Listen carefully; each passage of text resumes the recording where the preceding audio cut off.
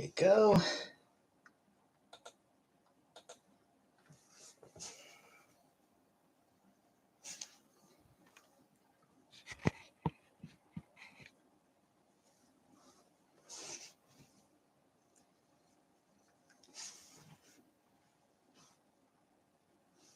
Hi, Dandy. Hey, like Catman.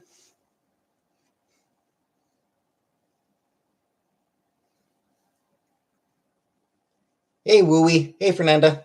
Hey, Brooke. Hey, Dime. Hey, James. Hey, Estrella. Oops.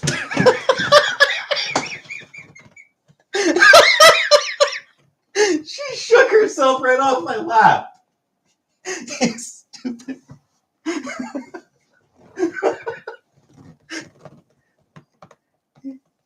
She literally just shook herself off my lap. Hey, Fizz and Vinegar. Hey, Tanya. Hey, Secondhand Snake. Keyline Pie. Stab Ben. Bowser. Blues Fest.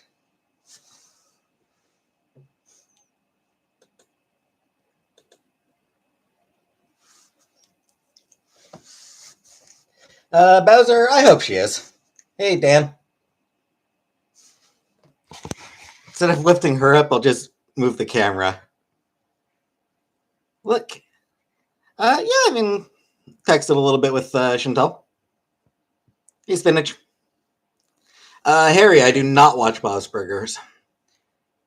Hello, Stabs. Hello, Chad. Hello, Lusty Shackleford. Thoughts on the new Batman film? I still haven't actually seen it. Hey, Billy. John, yeah, John, yes, she is in. Chantal is in Cuba. What did I eat today? Had a microwave dinner. One of those microwave. What was it? Chicken and rice. Wasn't honestly very good. Hey, Memesick. Hey, Karen. Hey, Lemonheads.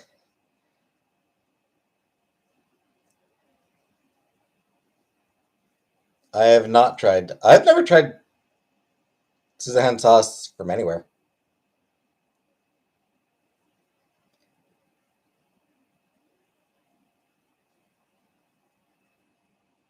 Harry, nah, I miss her.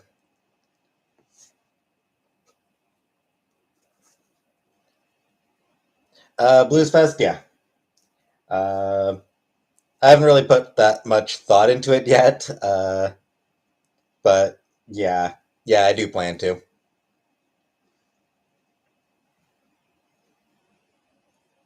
Moonlity. It is not true, Magic Man. Dandy, I have not watched it. I never bother. I don't watch reaction channels, reaction videos. I don't watch any of that stuff. Any of the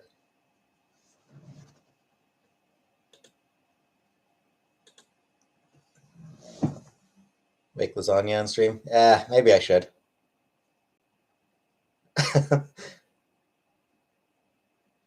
I think I still have a couple that I haven't tossed out yet.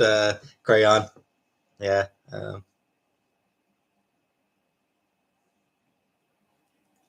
Still got a couple to throw out. Blues Fest. I haven't decided what name I'd go with. N, it is not.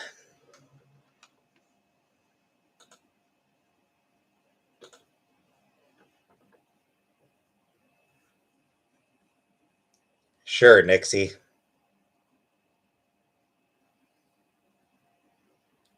I have been to a strip club once. Years ago. Chantal and I actually went to a strip club in Montreal.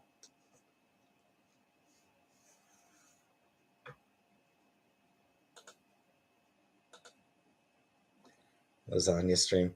Which one? Oh, I have no idea what the memory or what the name of it was. Moonlatine, no, my name is not Richard. My actual name is James. Billy Coskin, no, I don't watch any. It was not dudes, Dandy. How was it? Meh. I grow my own potatoes. That's cool. Honestly, that is cool that you're growing your own potatoes.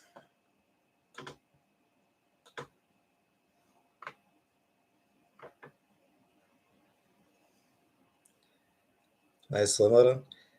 Honestly, just because otherwise I'd be getting tons of spam. I know I would. Like I know there'd be spammy comments if I didn't have slow mode on. I have it at 5 seconds.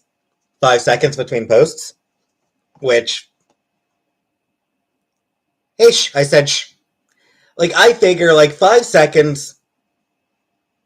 Anyone who like 5 seconds is you know a pretty fair time for slow mode. I figure most people will probably take 5 seconds to type out another comment. Um, I have no opinion on Rickler. But if I don't have slow mode on, then yeah, I'll just have people like just spamming the chat. Had Wendy's for dinner. Okay. Yeah, I'm glad she's having fun, Sandy. I can do a lot in 5 seconds, if you know what I mean. Not something to gloat about, Blues Fest. I have no opinion on X Bottle. It's a light. It's a light stand.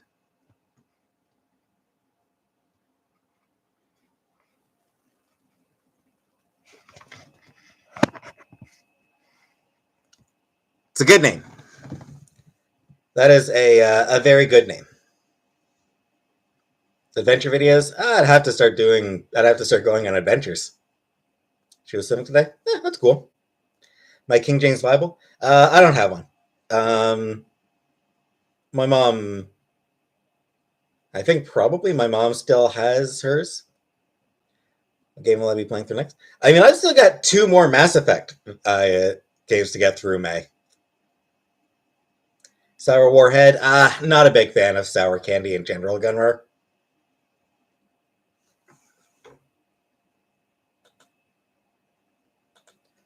Cooking stream. Yeah, I probably should. Chastity cage? No, not my thing. I do not go to the gym. I am incredibly lazy. I don't want to work out. It's too much effort. Do I like pickles?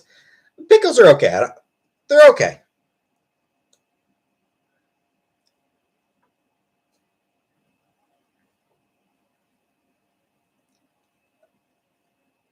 I'm sure I could react to Chantel's new song. Don't think I want to. What's a good age to give up toys and video games? Dead. Give it up when you're dead. Do I like Wendy's? Not really. I'm not really keen on Wendy's.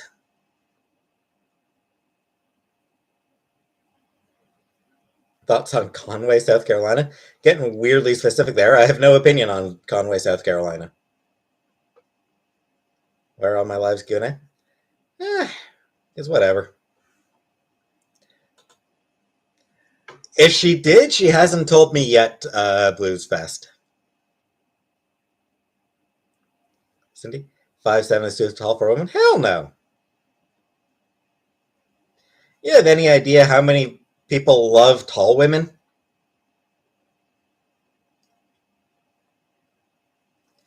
I don't know that I've ever actually had Ben and Jerry's ice cream. Go-to meal I cook for myself? Microwave dinners. What's else? I usually just get barbecue sauce with nuggets. Do I like tall women? Yeah. My thoughts on Limp Bizkit? I hated them when they were popular. I still hate them today.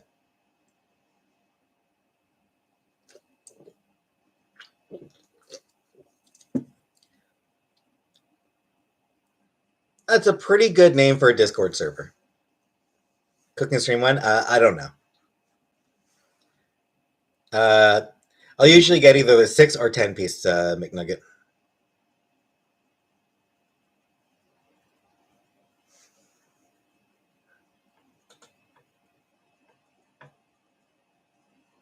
I mean, and just sitting over there invalidating tall women. Good for you, Swampy. I don't want to join the Discord.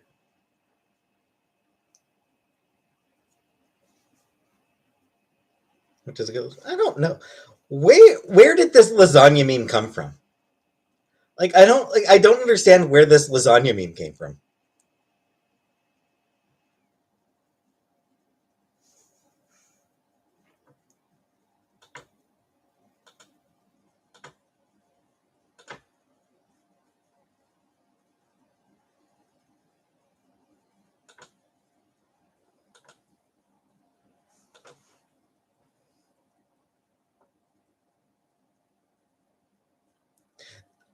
James, I do not have any official Discord.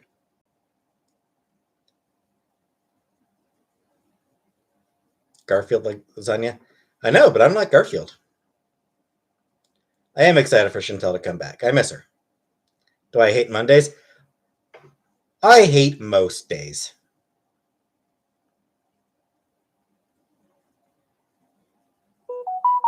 Dirty Dana, that's what I used to call myself on the internet. I stopped using that. I stopped using that particular screen name a while ago, but that was the screen name that I used to use. Like when I was a teenager and into my 20s.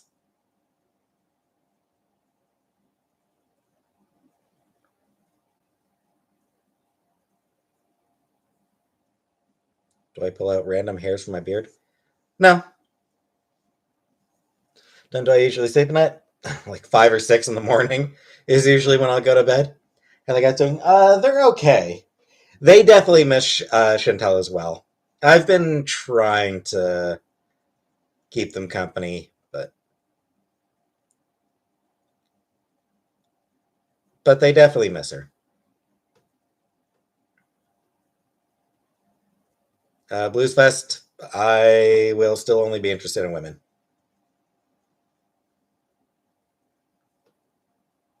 Why do I stay up all night and sleep all day?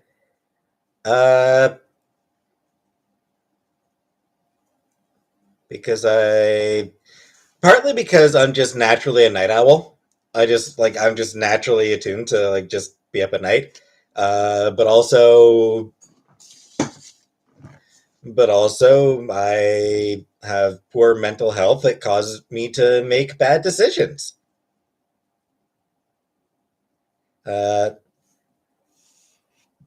If you're familiar with the oh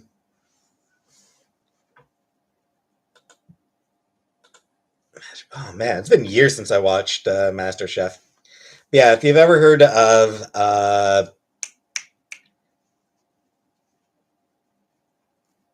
is it sleep procrastination?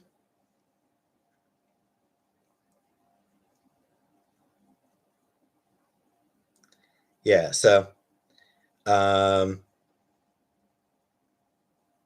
sleep procrastination. And basically, for people who feel like they don't really have much control over their lives, they will often put off going to bed um, as a way of like Blues Fest. Yes, I do moderate the chat myself as a way to like take control of something. Yeah, they'll take control of their bedtime by pushing it back way later than is healthy. Can I give you advice on your mental health? Not good advice.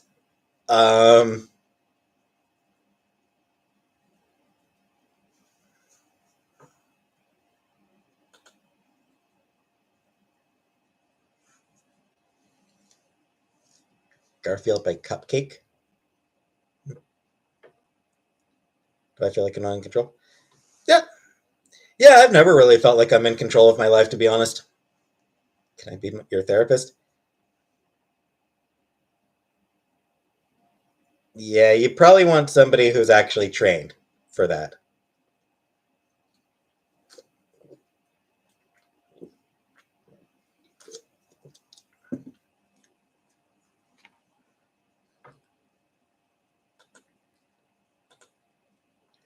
I am doing therapy, yes. Only once a month right now, but never, Dandy. Never. Which Mass Effect alien race is the hottest? The Krogan, obviously. Duh. Oh, happy birthday, Janice.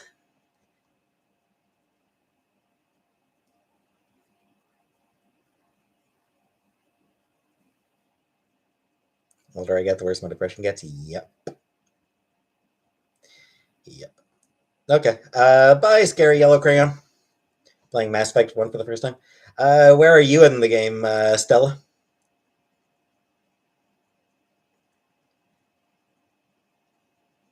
Didn't I notice that the Volus are standing for Jewish people?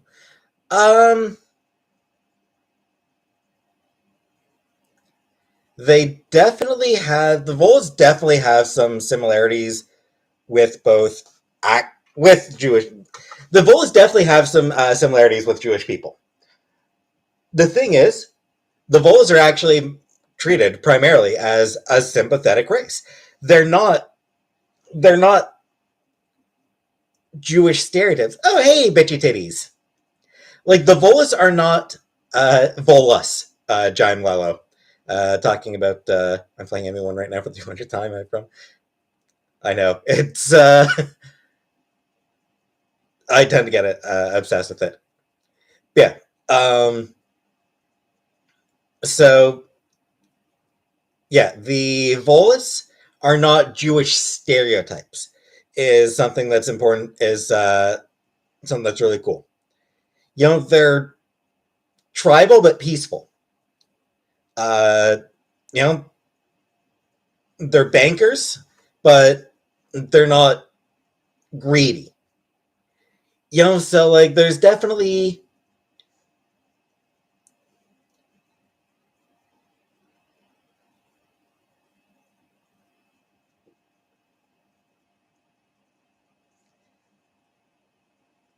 so they're not an anti-Semitic stereotype. Like I said, they have some similarities with Jewish people, but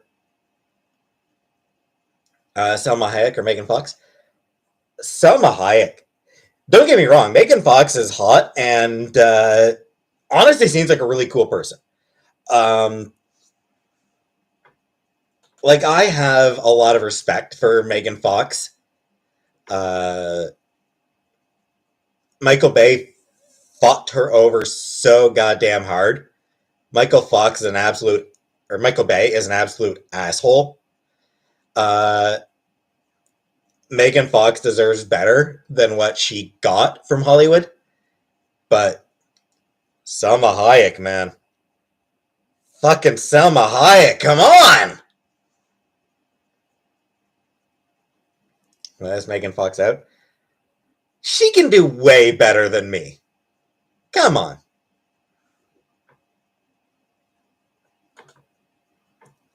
Right, so, I guess on behalf of Blues Fest fan, uh, screw you, Gordy Gordon, you friggin' loser. I have a theory she turned these guys down, they burned her career. I would not be at all surprised, honestly, if that was the case.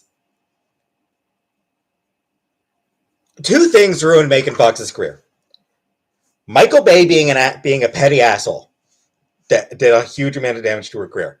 The other thing that really hurt Megan Fox's career is the shitty, misogynistic marketing of Jennifer's Body.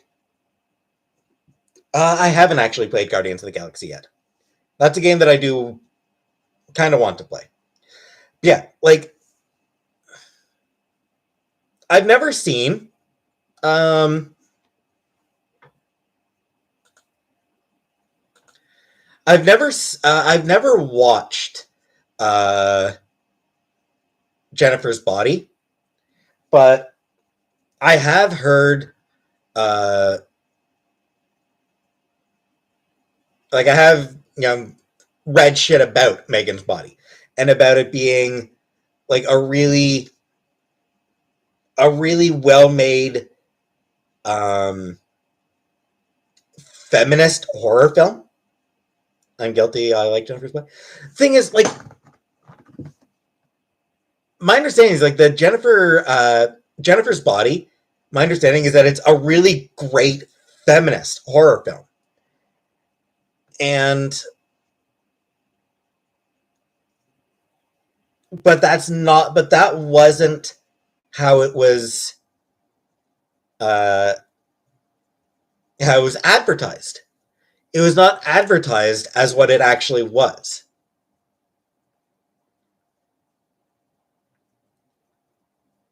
If you haven't seen it, then shush. Sorry, not sorry. I'm praising it though, Jacqueline. I'm saying that everything I've read about it says that it got a bum rap, that it got a really that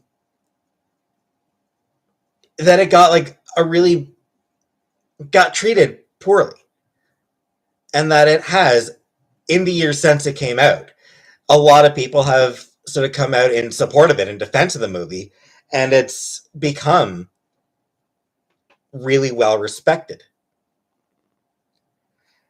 But it got treated like shit when it came out. And it sort of drove a final nail into Megan Fox's career for a while. And it's a shame because, like, Gordy Gordon, it wasn't me doing it, Gordy Gordon. I was doing it on behalf of Blues Fest fan Amanda Seyfried, and the drop it is really good.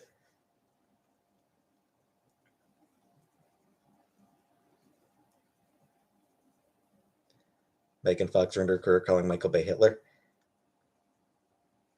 But by all accounts, Michael Bay is an asshole. Like, Michael Bay, from what I've heard about him, actually is just like this controlling, abusive asshole.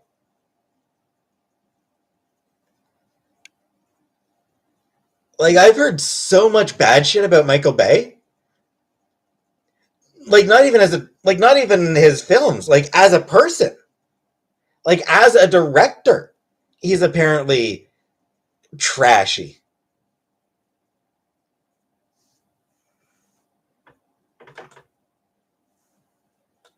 She has no career now.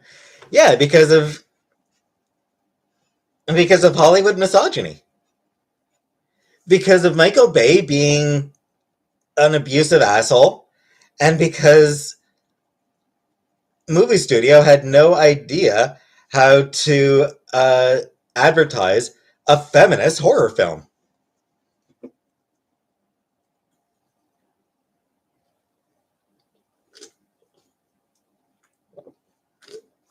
Why did I sign the Treaty of Versailles?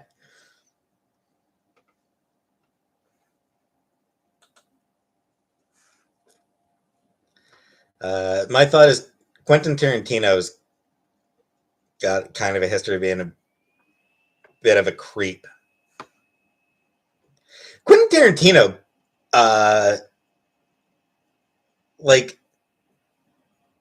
Quentin Tarantino almost fucking killed Uma Thurman. Uma Thurman lives with permanent pain because of fucking Quentin Tarantino.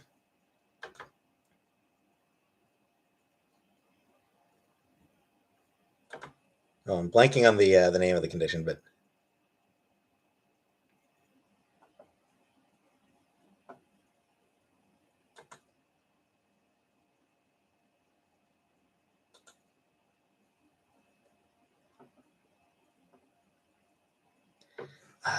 oh, what's that? What's that thing where like you live with constant pain? What did he do? He pressured Uma Thurman into doing a really dangerous car stunt. Uma's stunt woman was temporarily unavailable. Chronic. Yes, thank you, John Wello. That was the pain. That was the word I was trying to think of, John Wello. Yeah, Uma Thurman lives with chronic pain because Quentin Tarantino pushed her into doing a dangerous stunt, which 100% should have been done by a stunt person.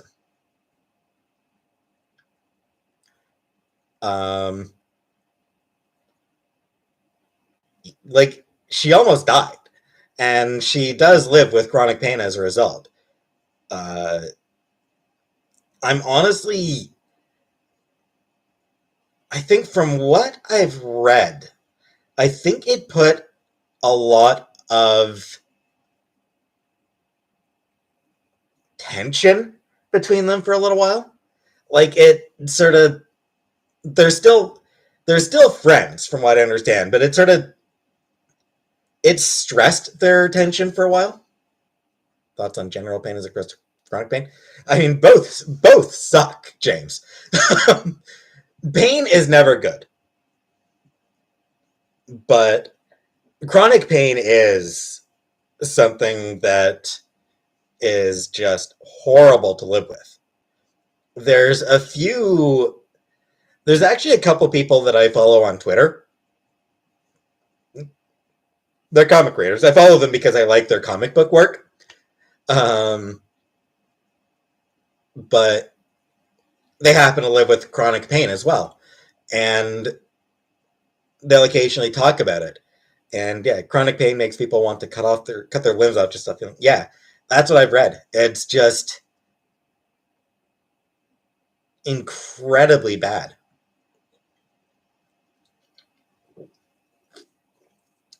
Clefable. I brought it up because somebody asked about Quentin Tarantino apparently sucking on Salma Hayek's foot or something like that. And I just sort of mentioned that, yeah, Uma Thurman lives with chronic pain because of Quentin Tarantino.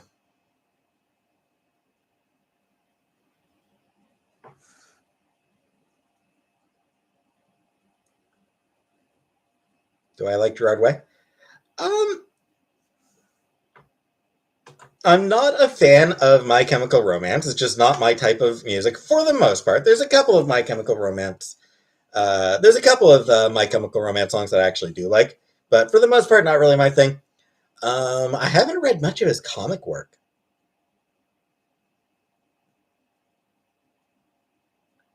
Or was Gerard Way... Wait.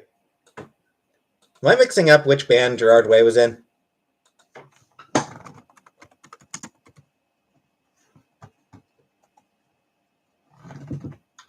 I'm not. Haha.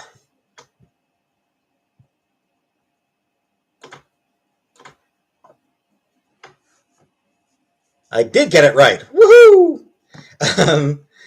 Yeah.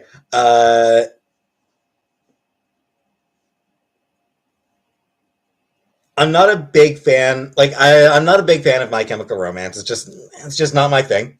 And I haven't actually read much of his comic stuff.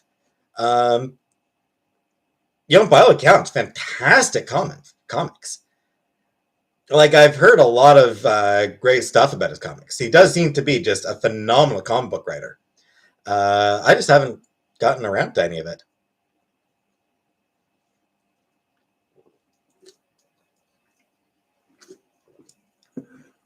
G.G. Allen? Not sure who this is. Who that is.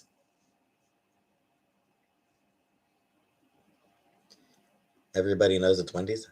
I don't know that I've heard that song.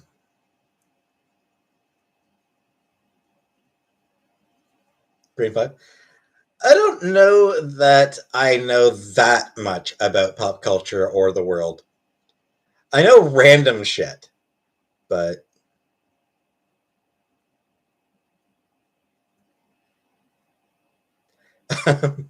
James, that is not at all true. I don't know any martial arts. Shit. I don't even know how to. I'm not sure I even know how to pronounce Kyokushin. Get a PS5. Yeah, that's not going to be happening.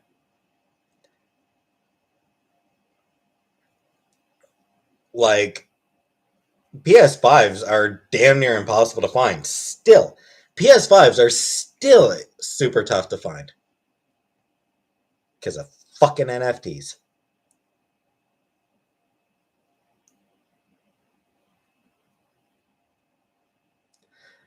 Like, it just drives me fucking wild that PS5s are almost impossible to find because of fucking cryptocurrency. Because of a friggin' scam. Like, PS5s are impossible to find because of a friggin' pyramid scheme. It's ridiculous. Just buy 5 PlayStation 4s.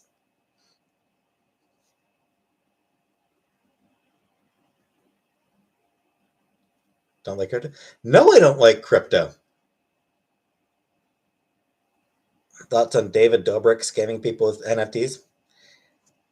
NFTs are a scam.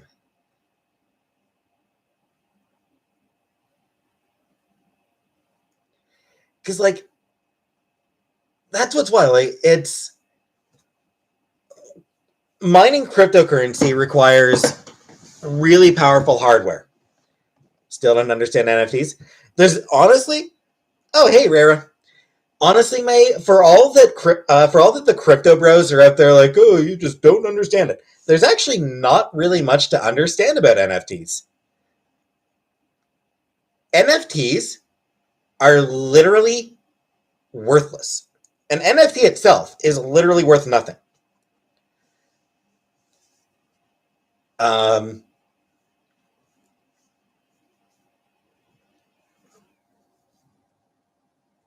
It's like all money is made up. NFTs are especially made up. An NFT isn't actually anything. It's a link. An NFT is a link. That's all it is. It's a hyperlink. You don't own anything when you buy an NFT.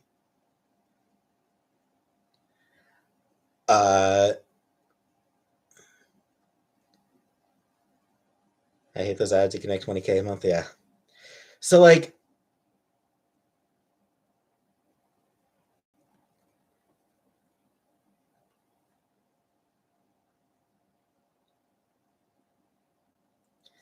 yeah, it's just, it really is a scam. Because what it is, a small number of people own the majority of NFTs and have the majority, or a small number of people are making money off NFTs. Like, it's just a very, very, very small number. And the way that they make money is by convincing people that NFTs are actually worth money. It's not like a pyramid scheme. It is a pyramid scheme. It is just straight up a pyramid scheme.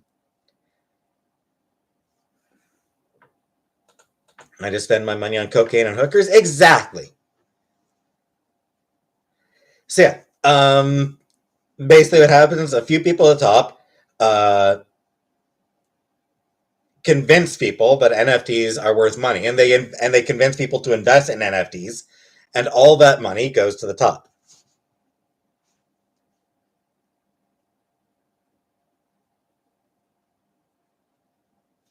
Yes, I am excited for Chantel to come back.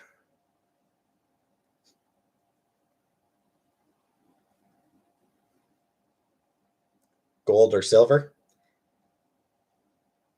Silver's pretty. Crypto and NFTs not the same.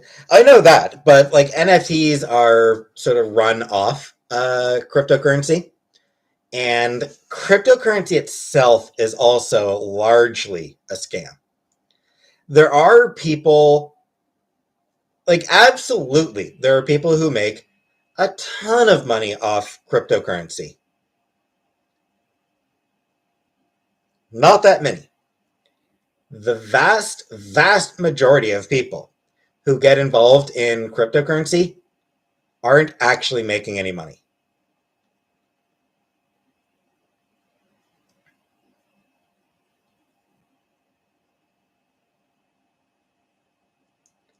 So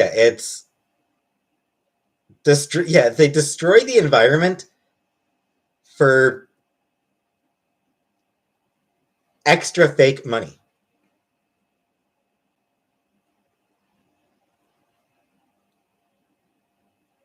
Do I invest? I do not. Do I hate ME3 ending?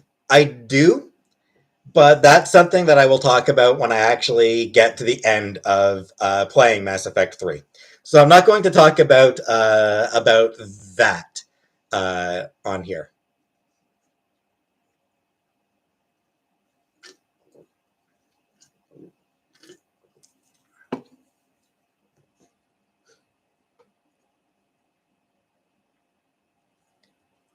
Do I know what fiat money is? I don't remember. It's one of those things where I've read about it, but I don't remember anything about it. Do I enjoy cocaine? No, I don't do any cocaine. Am I scared to shave my beard? I'm not scared. It's just I'm just lazy. How does crypto destroy the environment? Because is it requires a lot of power. Cryptocurrency requires a lot of energy, which means that energy has to come from somewhere. And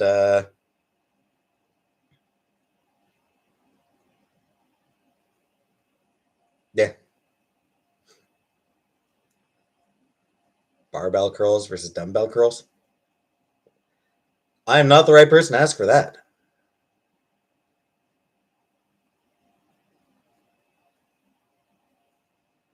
Do I think lasagna should be a controlled substance? Sure.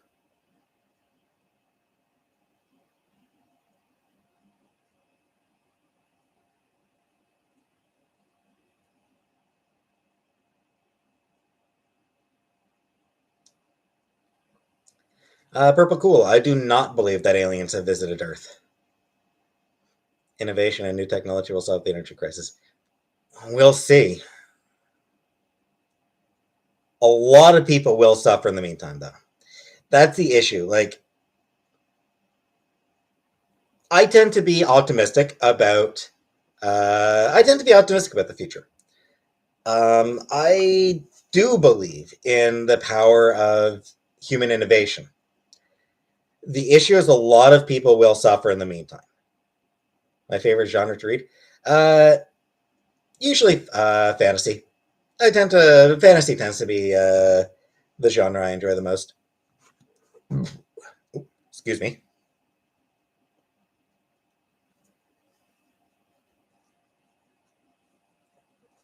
Fermi Paradox. Remind me, Fermi Paradox. That's the one about why aliens haven't contacted Earth, right? It's been a while since I've read about the Fermi Paradox. And even beyond that, I mean, it's something where, you know, I'm an idiot. I am not qualified to comment on, uh, like, I am nowhere near smart enough to comment on the Fermi Paradox.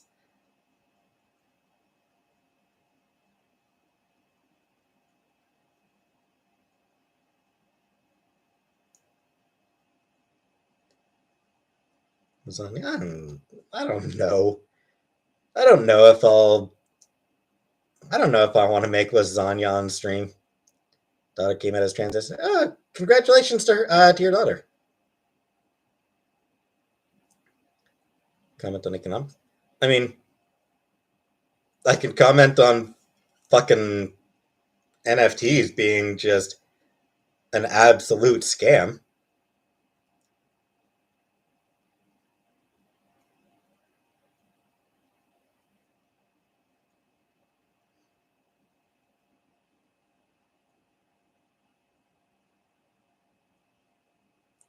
Aaron, no, I don't watch. Don't watch him.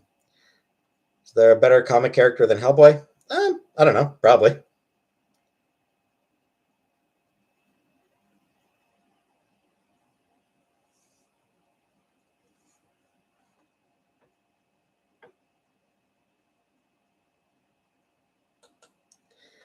Blues Fest fan, yes.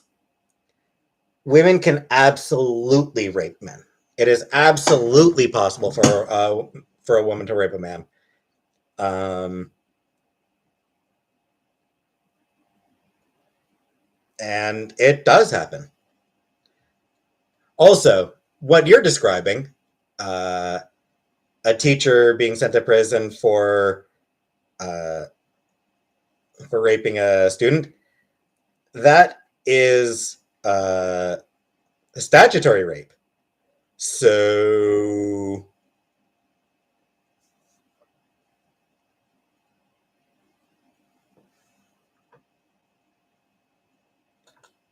yeah, bullshit.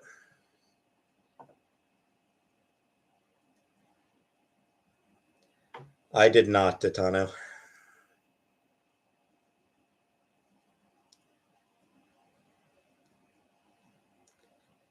Like honestly, if you believe that it's impossible for a woman to rape a man, then you really, really need to start looking up the stories about uh, of men talking about the times that they've been raped by women.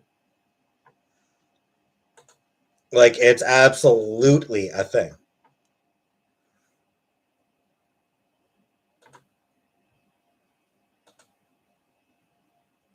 Why didn't I go to Cuba? I mean, I don't have my passport. Was my high school experience like, yeah, boring.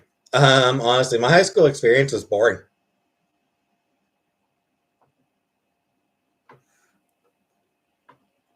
Like I wasn't bullied or anything. Is my high school was so fucking weird. Like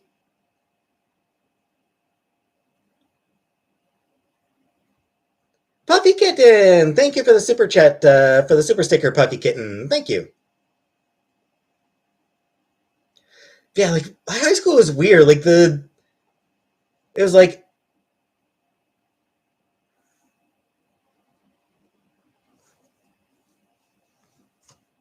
the Glee club. Like, we didn't have a Glee club, but the kids who would have been in the Glee club were like the most popular students. It was so fucking weirdly wholesome. Like it was just like this weirdly wholesome school. I didn't go to prom at all, May. Yeah, like I didn't go to prom because what the hell did I want to go to prom for? Was Chantel popular? I mean, she wasn't unpopular. I mean, she had her friends. I mean, she wasn't. Wouldn't say she was well known in the school. Why didn't I go to prom? Why would I pay tickets to go to a dance with people I didn't actually even give a shit about? Like honestly, like I didn't. I was as much a hermit in high school as I am now. I didn't like going out. I didn't like people. Like I'd have to spend money to hang out listening to music I don't like, surrounded by people I don't even know. Like I barely even know and care about. It means nothing to me. I haven't read Starship Troopers, James. Didn't get a girl. I think I was I dating Chantel at the time? I don't even remember. Honestly, I don't even remember if Chantal and I were dating at that time or not. But no, it had nothing to do with having no one to go with. It was honestly just,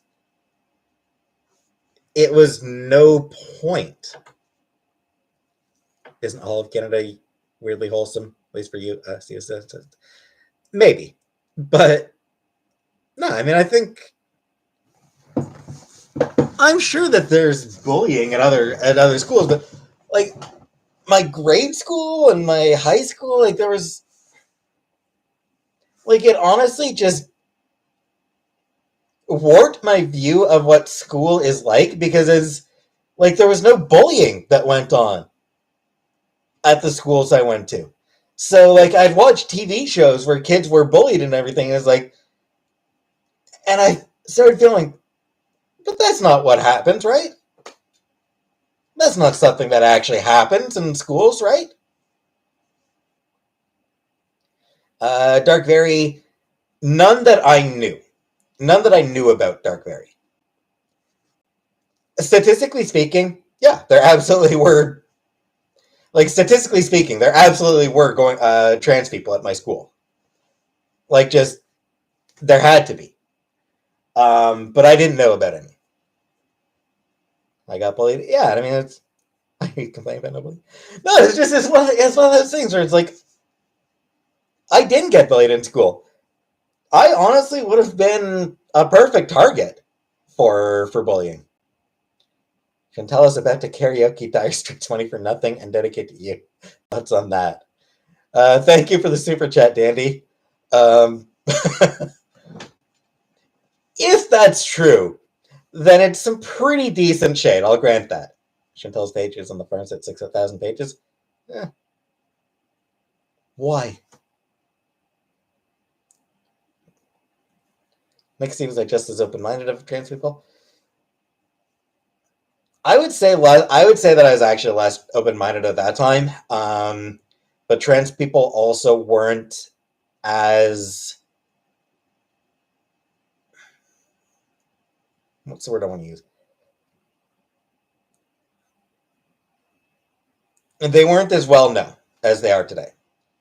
Probably more acceptable in society for female teachers to be coming on to male students in high school, which is a problem, James.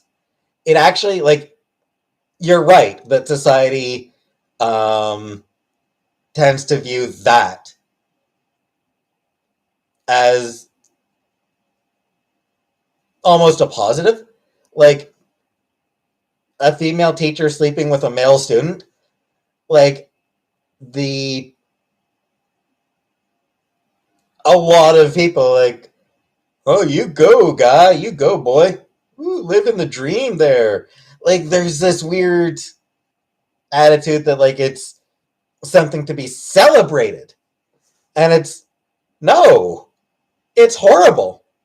it's, it's something that can scar that student. Like, it can be psychological scarring.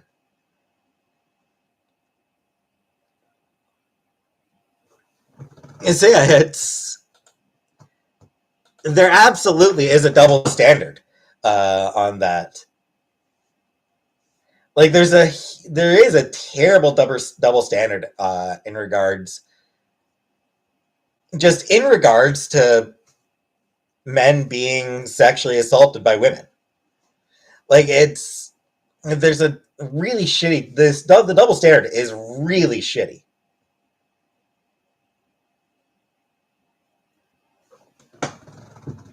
Where was it? Last night I just was really not feeling like doing I just wasn't in a mood to play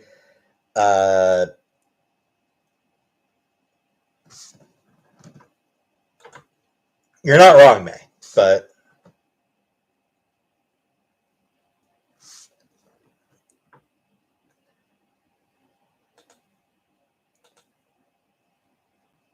what was I talking about? Right. So, like, normally on Saturday, I would play Boyfriend Dungeon. I really wasn't in a mood for Boyfriend Dungeon last night. I think a big part of it,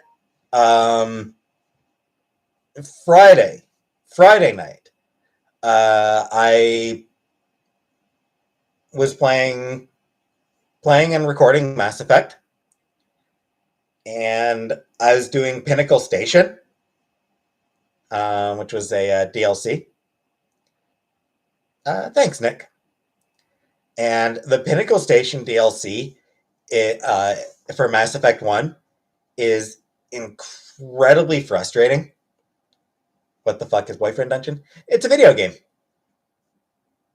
It is a roguelike / dating sim. So yeah, I just got so frustrated playing a couple of playing one specific mission in Pinnacle Station, and I couldn't play. I couldn't deal with going live as the following day. I was like, no, I'm just not in a mood for it. Spaghetti? No, they're not all. There's a ton of dating sims that are meant for teenagers.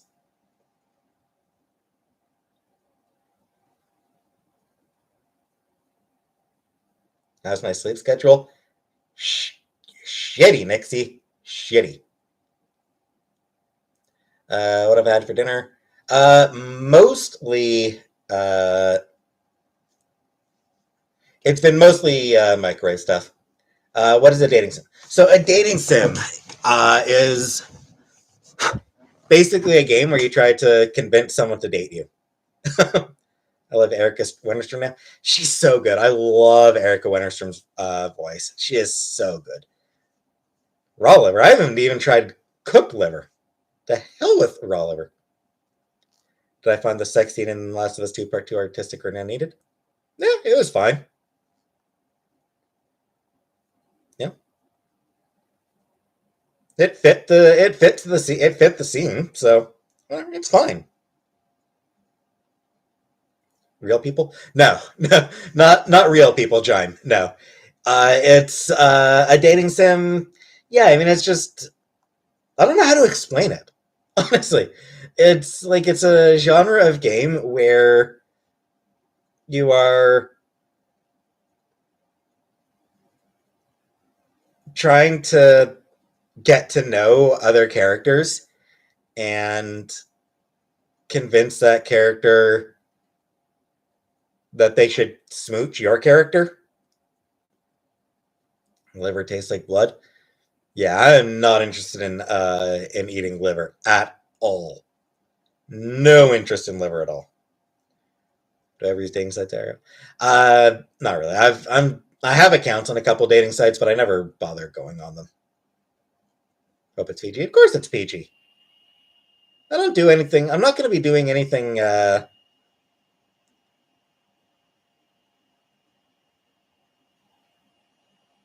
hey, weed baby.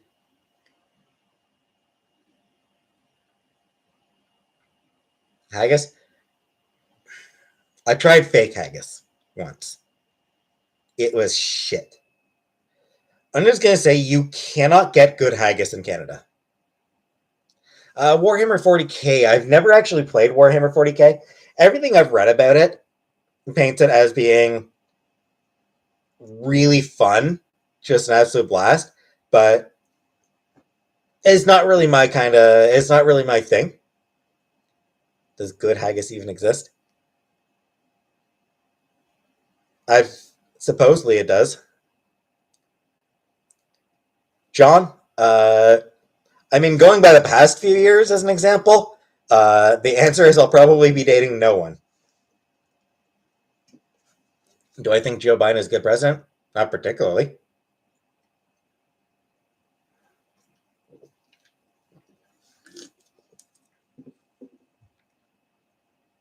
Can you send me some dresses? You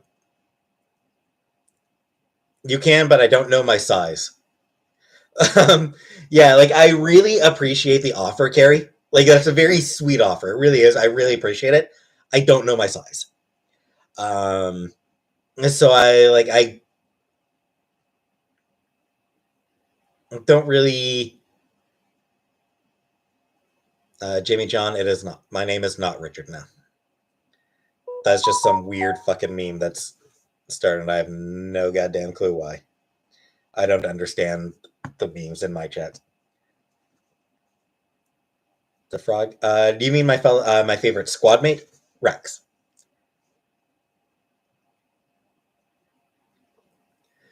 Rex is my favorite squad mate in the first Mass Effect. He's just so great. Speaking of Mass Effect, I have 3 more episodes left to record of the first Mass Effect. I've got the next 2 weeks of videos already recorded. I think I've got what is it? 2, 3, 4, 5, 6, 7.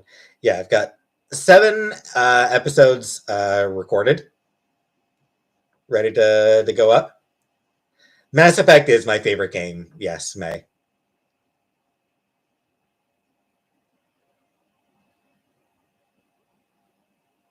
Play the games live. I prefer playing them. I prefer doing it as a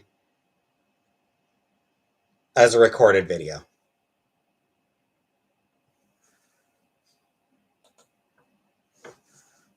I don't know, Blues Fest. Can't remember what Mass Effect is about. Well, hey, you can just watch my Let's Play of it, Lala. Get that hustle in. Woo! Self-promotion. But, yeah, I mean, it's basically about, it's about trying to save the galaxy. Mass Effect fanfic. I don't write... Clayton, I haven't written anything in years. I haven't written a damn word of anything in years. James, my name is James. My middle name is not Peter or Thomas. I don't know, Peter and Thomas. I don't know where those came from either. It's just James.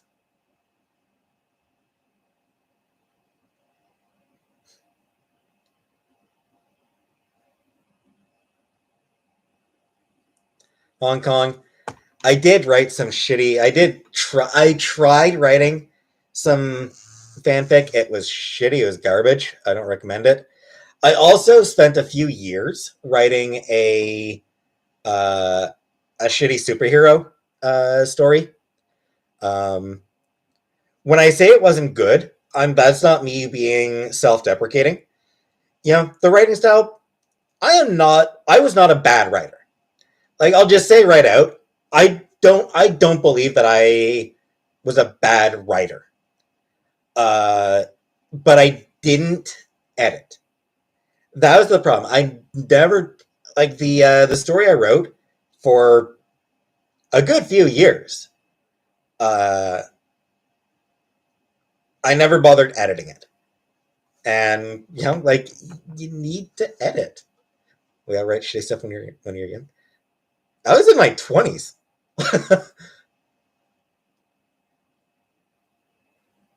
1.3 million views? No. That is not true.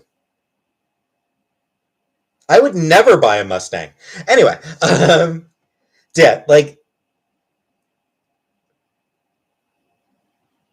James, no, I do not draw. I have never tried to draw. I have this idea about blending Pokemon and Sonic.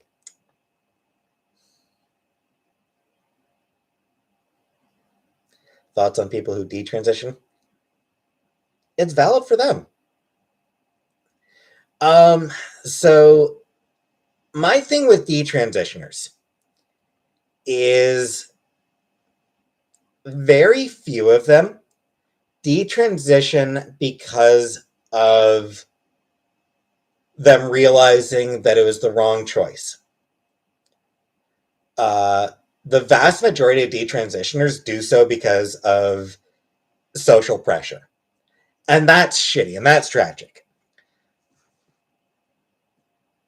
Dandy. False. I'm 5'7".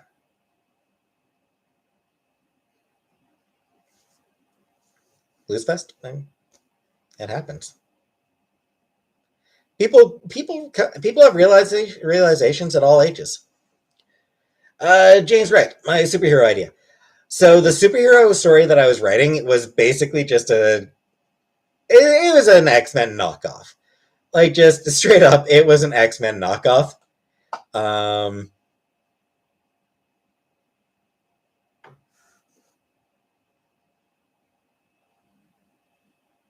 it could have been good. I believe that my story could have been good. But I didn't. Oh, it's online. It's on. Oh, what the hell site was it on? Shit, I don't remember what website it's on. It was called The Champions. Never worn high heels yet.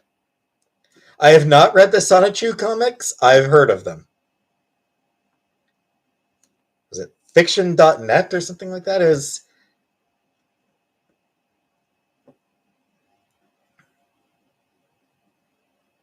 Yeah, like the story, like the that superhero story. It's out there. I honestly don't even remember what site it's on. J Rod, no, it's not.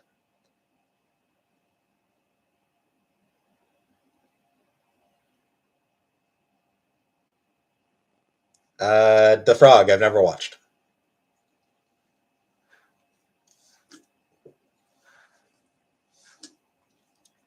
I will say the story is very long. Um, Dark, yes. Joshua, boxers.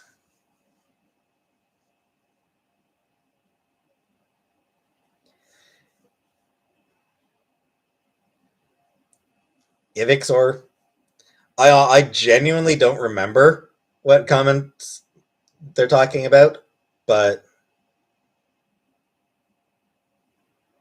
um,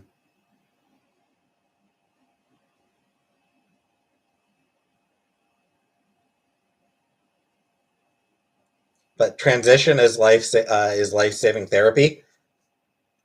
Kids should be believed.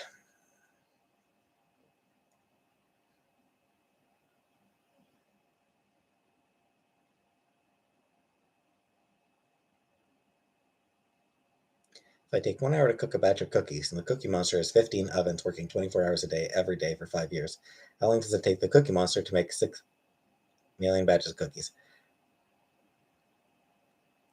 You think I'm doing math, the frog? Hell with that. I'm not doing math. On my stream? No.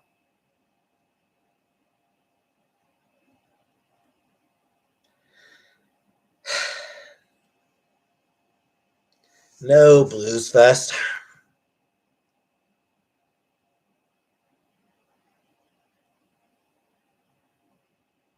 That's a shitty thing to say. So here's the thing. There's literally prior to puberty, there's literally no medical transition going on. Nothing. None. Prior to puberty, there's no drugs, nothing. It's entirely social transitioning at that point. At puberty, um, is when puberty blockers will usually be started.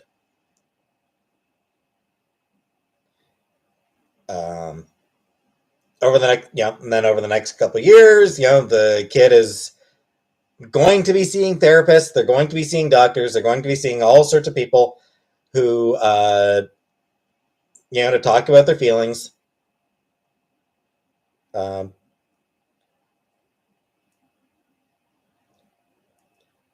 Ivixor, I will absolutely 100% tell any child who thinks they're trans to talk to a therapist about it. I don't fucking give a shit about the parental rights here. If the parents aren't going to be supportive of their kid, then they're shitty parents.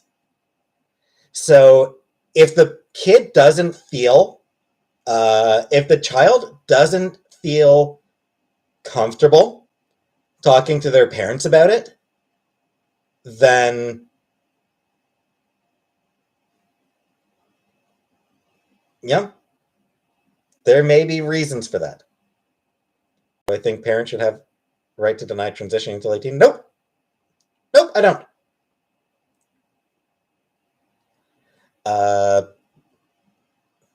What about the kids that regret it? Very, very, very, very, very, very, very few actually do, rhubarb.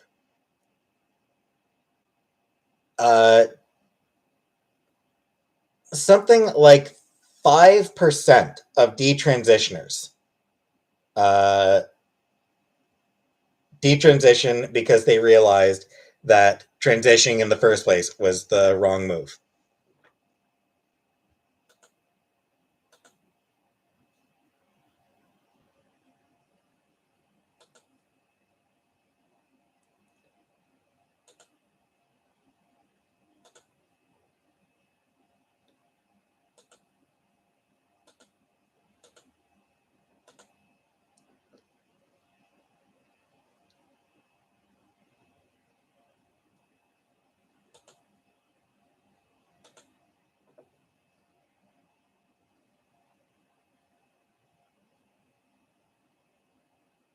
Yeah, Blues Fest, they can.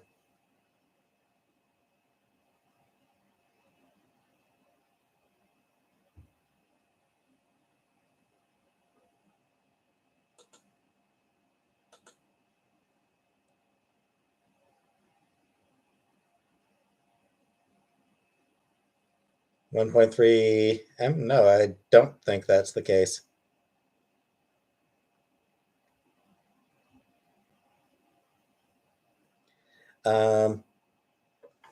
Universe surgery? Yeah. I mean, kinda, yeah. To a certain extent, anyway. No, I'm not joking, Elsie. M. Henry? Still James. But, I don't know. People can call me whatever they want. Do I think Will Smith is in the right or wrong?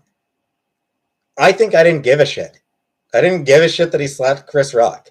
And I think the fact that everyone got worked up about him slapping Chris Rock was ridiculous. James, right? Frankly, I'm not sure they are taking it the wrong way. My view on parental rights is kids have rights too. Do I think 10-year-olds are old enough to choose their gender? Yes. I think a 10-year-old is absolutely old enough to be exploring their gender. And to realize, a 10-year-old is absolutely old enough to realize that, what gender they are.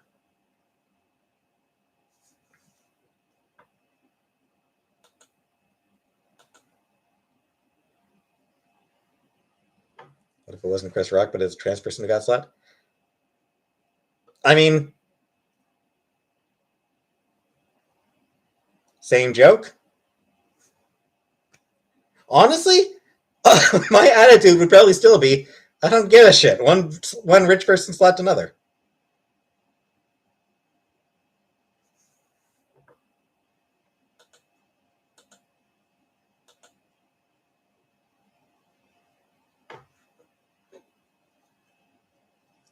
Mass gender dysphoria. Fuck you.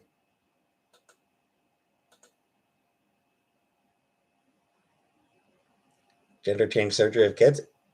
They don't get the surgery as kids.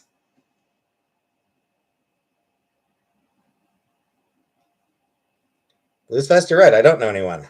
I tend to rely less on anecdotes than on actual fucking science.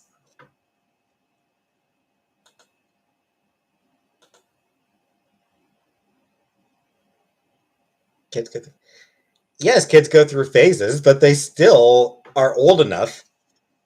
Even at 5 years old, they're old enough to realize if what gender they are.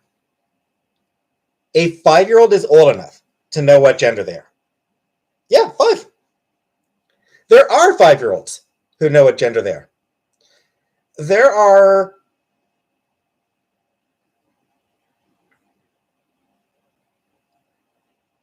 no, absolutely, absolutely. There are kids who know as young as 5, as young as I think. I was a tomboy when I was little. I don't know, mate. Did you still identify as a girl? You were a tomboy, but did you still But did you still think of yourself as a girl? Because if you still thought of yourself as a girl, then no, puberty blockers probably wouldn't have been the right choice.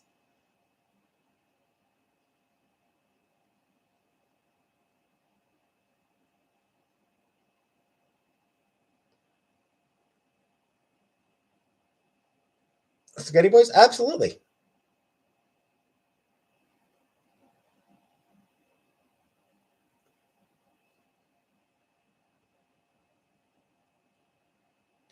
Jill, I want children to be allowed to be who they are.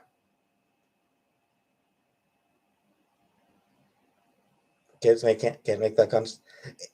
Here's the thing: it's not a conscious decision. It's them just recognizing who they are.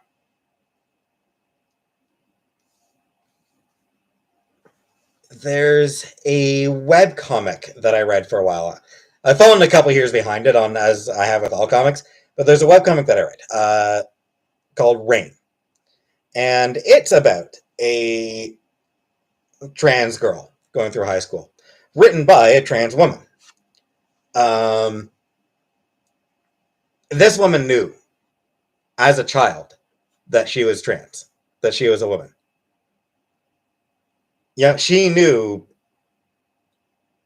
from the age that she was capable of like recognizing herself who she was. Like she knew her entire life that she was a girl.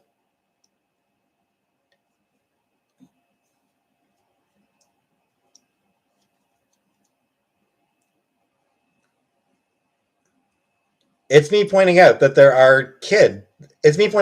are no shortage of trans people who will talk about the fact that they knew all their lives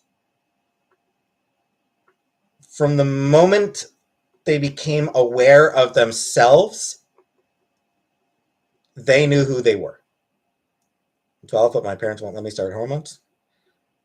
My advice is to go to a therapist.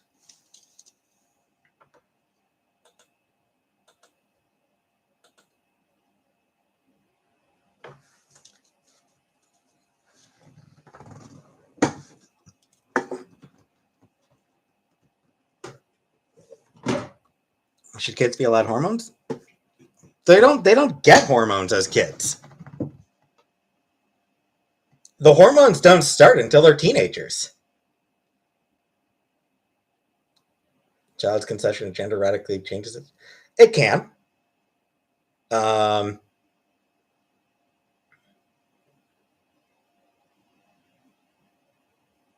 They should probably do a lot of therapy for making decisions. And they do. They always do. Like the idea that they're just making snap decisions is idiotic. And here's the thing, like this idea that they're pressured into being trans. They're getting pressure into it.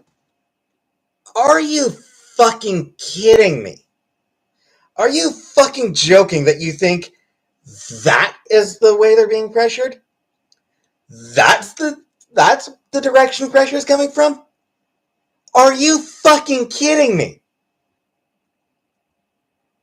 You don't think that they're not being pressured by the entire rest of society to be cis? To be cisgender?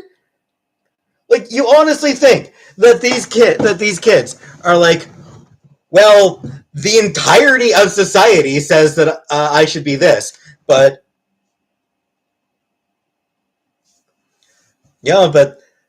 this tiny group of people are totally, are way more powerful than the entirety of fucking society.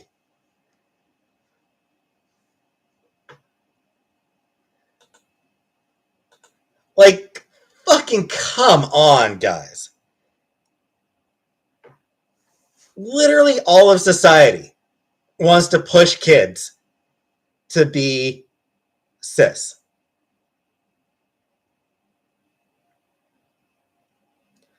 Like, it's ridiculous to think that the pressure to be normal is not there. Society pushes so hard, so hard to be normal. Like, come on.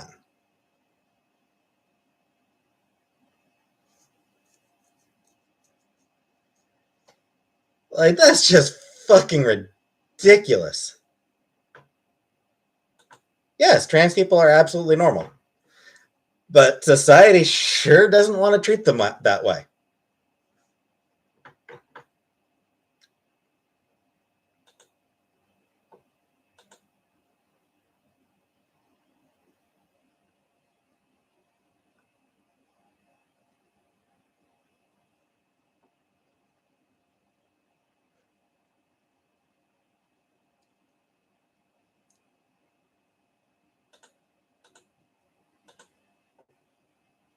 What do I mean by society?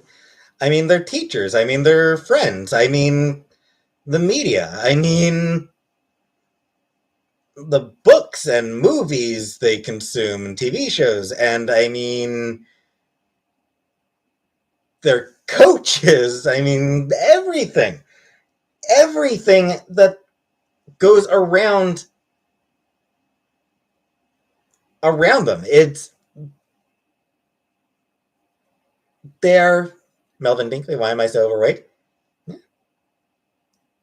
Because I have shitty diet and no exercise.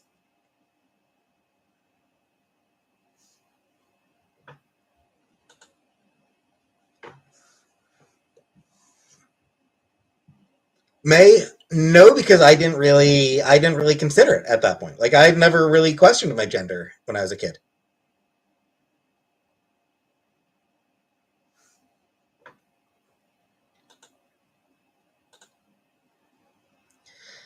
So yeah, like, it's all the messages that children are exposed to growing up are pushing the idea that girls are girls, boys and boys, and that's the way that it is. Like,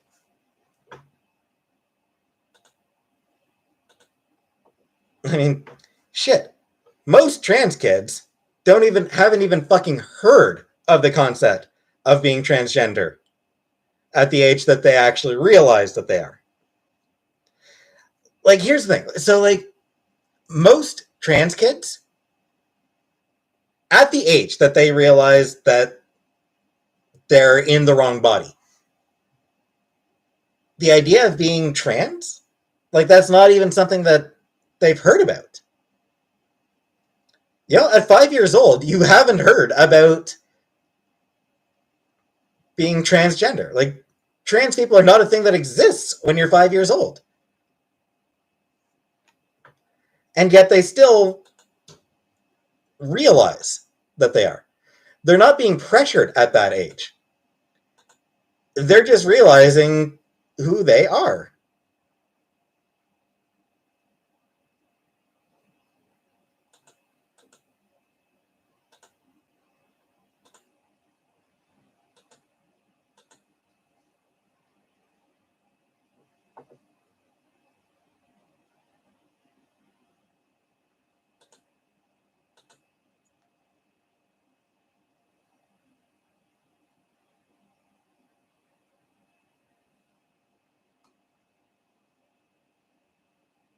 Thank you for the super chat, Melvin Dinkley, and I'm going to continue to ignore anything you say that's Bullshit.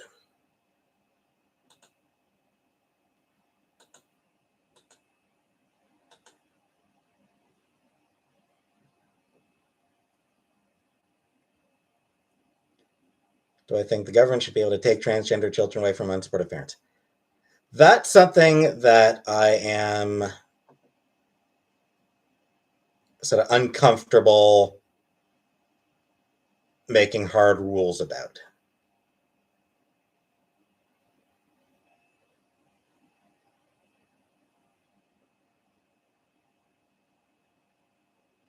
Paradoxical? No. Not being trans, it's about choosing a gender identity. Not even choosing. It's about recognizing one's gender identity.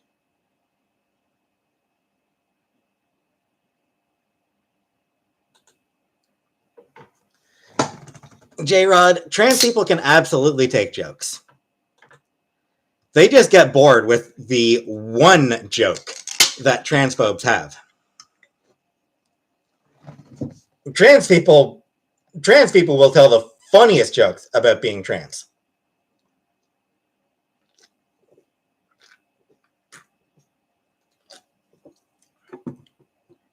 Yes, it is, Marin.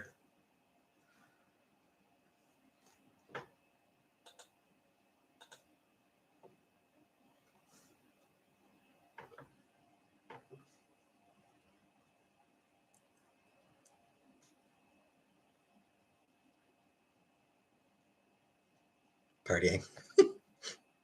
Hell yeah. Thoughts on Caitlyn Jenner? I think she's... Honestly, my thought on Caitlyn Jenner is she's a Republican, which means she's automatically kind of an asshole. Permanent nature of medical trans. Right, but I mean, 13-year-olds aren't getting medical transition. Like, they're not getting surgery at 13. Like, it's... What's the joke? The joke that transphobes have is, I identify as an attack helicopter, or I identify as this, I identify as that. It's always the same thing. She killed someone and no one talks about it.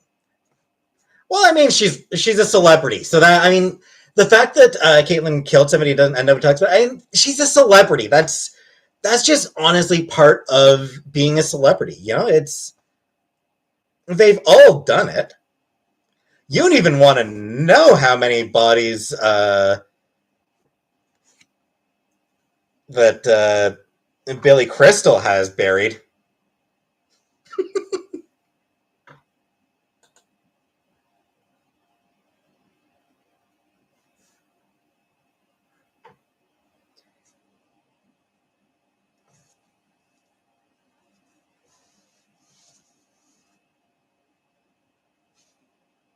How many people do you think Donald Trump has killed? I don't know. That joke is so fucking tedious. Baby carrot. AJ Waters? Yes, they are.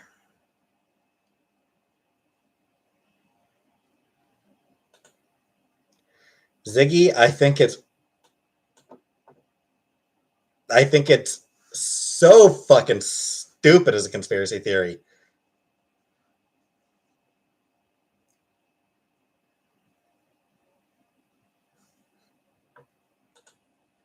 Like, the idea that trans people are going to be the end of the human race? What the fuck?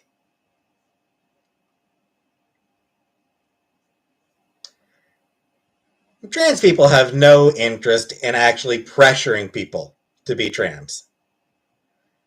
What trans people are doing is pressuring cis people to not want to fucking kill trans people. That's the pressure.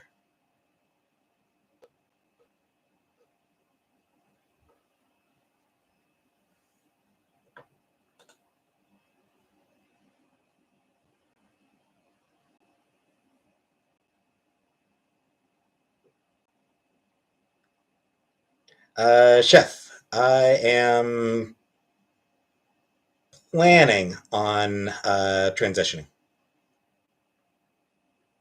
Spaghetti Boys, no. Here's something funny. That article from a year or two ago about how lesbians are being pressured into sex with trans women. Wingo, I am not.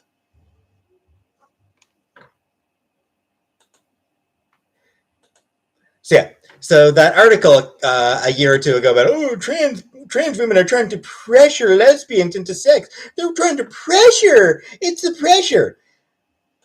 That article quoted 3 examples, 3 women. One of them said that her cis girlfriend wanted to have a threesome with a trans woman and got mad at her when she refused. So no trans person was ever actually involved in that particular instance. Trans people were never actually even, like, a trans woman never even actually got into the room of that argument. Another of the people they quoted was Lily Cade. Lesbian porn star Lily Cade. Lily Cade said that she had been contacted about doing a scene with a woman, and Cade had originally agreed to do the scene, but then she read up on the woman. She read up on the woman and found out that she was trans, and decided, no, I can't go through with that. And she backed out, and she emailed the this porn star and apologized for backing out. Apologized, said, even went like, I'm sorry, I'm a shitty person, I just can't do it.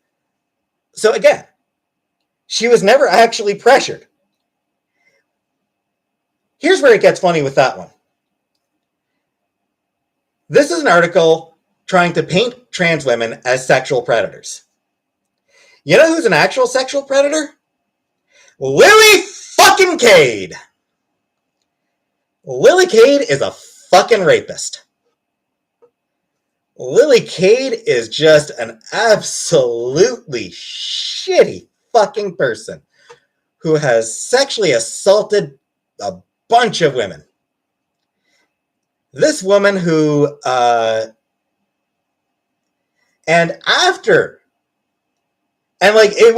wasn't a secret that she'd committed sexual assault at that point. It was known. The woman who wrote the article was told before the article was published about Lily Cade having committed sexual assault. So, like, in an article that was dedicated, Banana, no. Lily Cade is a lesbian porn star. She's one of the rare so-called gold star lesbian porn stars. She doesn't do any scenes with men. She doesn't even do any scenes where she's the one getting strapped. And she's got kind of a reputation for like doing sort of rougher scenes. Yeah, this article that was written pretty much solely to paint trans women as sexual predators quoted a cis woman who was a sexual predator. A horrible sexual predator.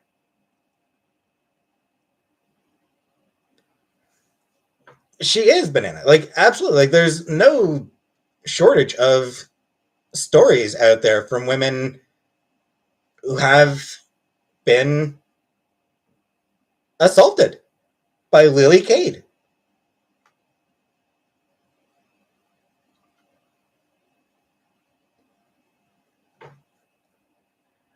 So, like,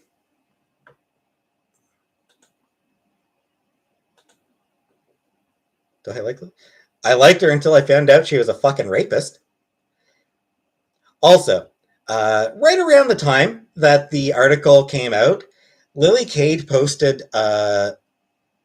on her blog this utterly reprehensible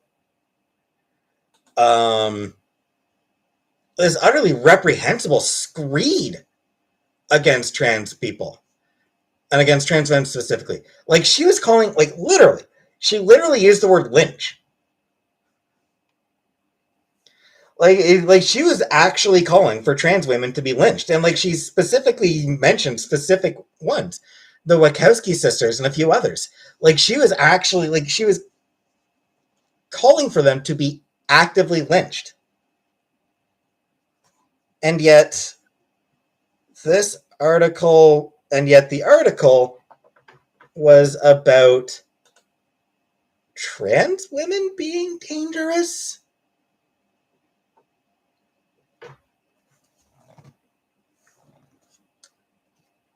And it's been a year or two since that article came out, but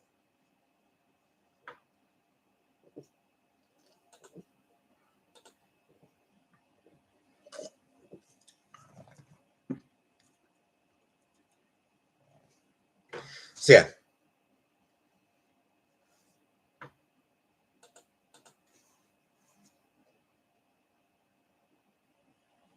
Secondhand Snake. It's not Sprite. It's Crush.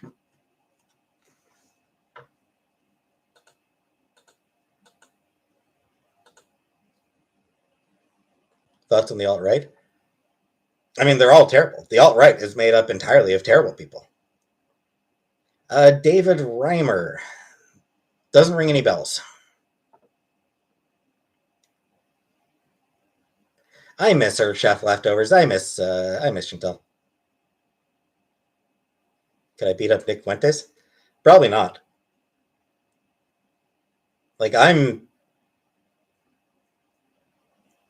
weak and cowardly. I can't beat anyone up. Thoughts on Jimmy Savile? I hope he's rotting in hell. Again, I don't believe in hell. Like, I don't believe that hell exists. And yet I still hope that Jimmy Savile is rotting there.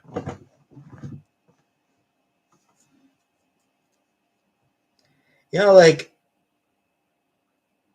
people like Jimmy Savile are the one reason why I kind of hope that hell does exist. Dark, yes, I am an atheist. Do I like Courage the Cowardly Dog? I never actually watched it. I probably would have really loved it if I'd watched it at the time, but I don't know. I just never got around to watching that one.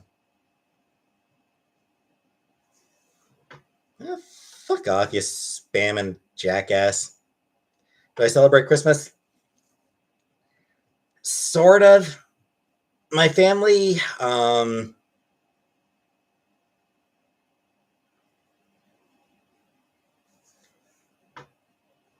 like my family's celebrated Christmas traditionally.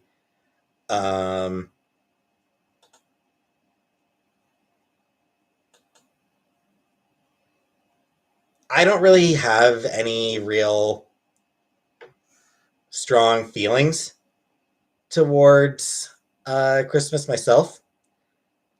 Rocko's Modern Life.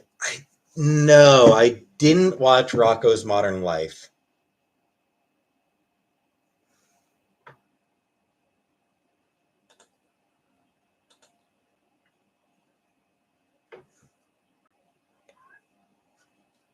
Fucking spammers here. Go away.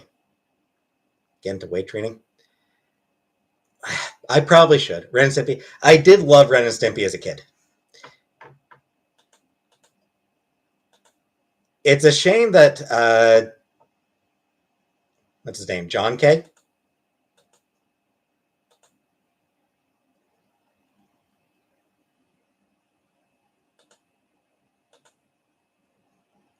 Jesus, fuck people. Back the fuck off. Stop the fucking spamming. Chantel's lost in translation in Cuba, doing karaoke with Bill Murray. Good for her. I hope she has fun with Bill Murray. my 70s game. Fucking just... And people just trying to ruin my fucking chat. Trying to make it impossible to...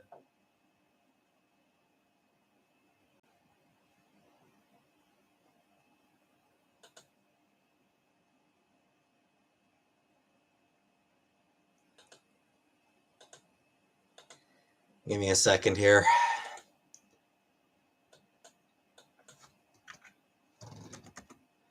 Increasing slow-mo to 10 seconds just to make it easier to keep up with the spammers.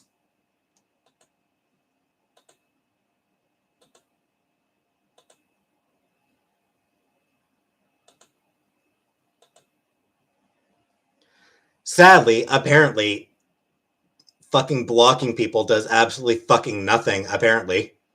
Which is, like, it's so ridiculous that apparently bans mean absolutely fucking nothing on YouTube.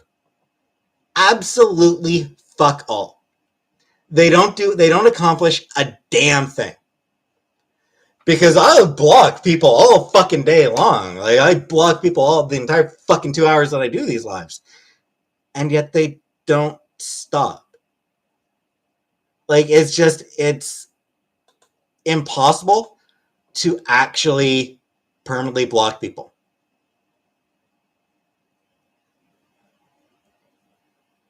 Chef Leftovers, I don't know. I don't know that I want to do an interview about it. It's something that I'm probably going to be doing, like, it's something that I'll be chronicling on my channel anyway.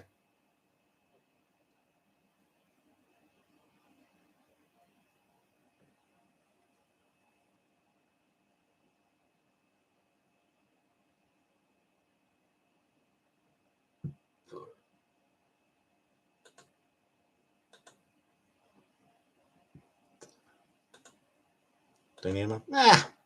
Nah. Thanks, J-Rod.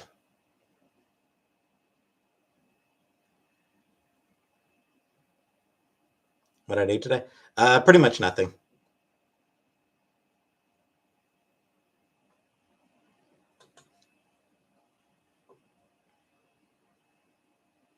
How do I feel about Benezia's rack? I mean, I'm not the only one to notice it, okay? Like, it's a thing. Like, Benezia's huge tits, it's a thing. It's a thing, okay? People have been talking about her rack ever since that game came out. I'll have Last Death and Left. I never watched it.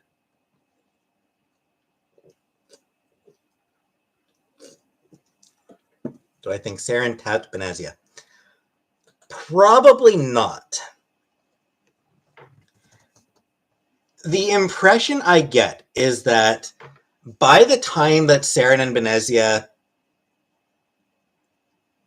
really started, they may have met prior to them working together, but I think they probably met my guess is they probably met in passing a couple times over the years before Benezia joined Saren. And my feeling is that at the time that Benezia joined Saren, he was already pretty much obsessed with come on, Casey, with bringing back the Reapers. So I don't think he had any space in his mind at that point for sex. So, yeah, my feeling is that Saren and Benezia probably didn't have sex.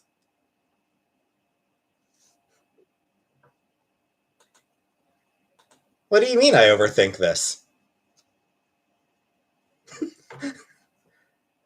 AJ Waters, no. Never going to.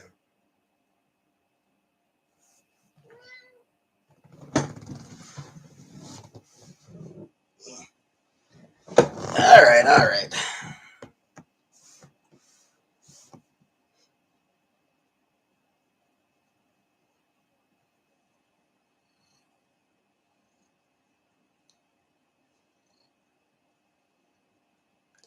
All right. No more trolling. I have a cat, so you can't troll me when I'm holding a cat, okay? New rule. No trolling when there's a cat on camera. So Scruffy, yeah. Animal abuse. Thoughts on the MCU? It's fine. It's fine.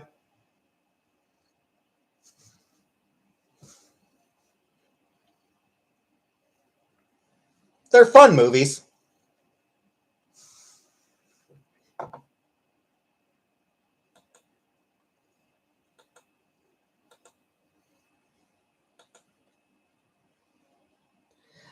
Green 5, this is not Sam. This is the ugly one. Sam is making fake accounts in the other room.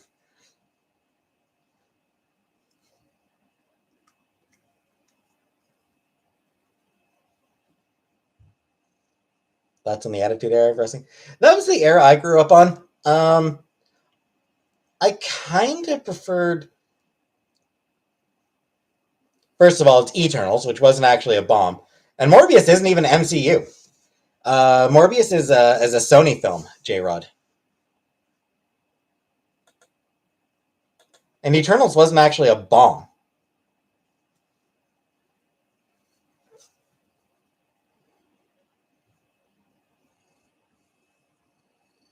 That said, Morbius does seem to have bombed pretty badly.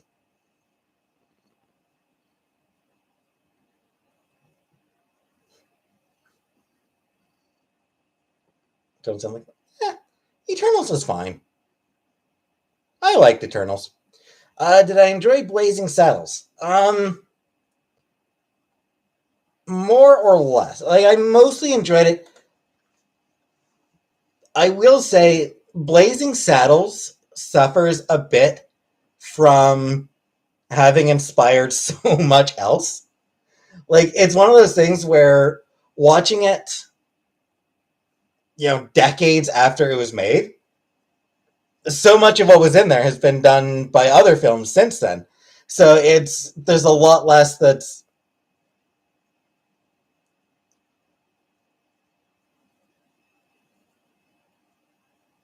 Yeah, I don't know.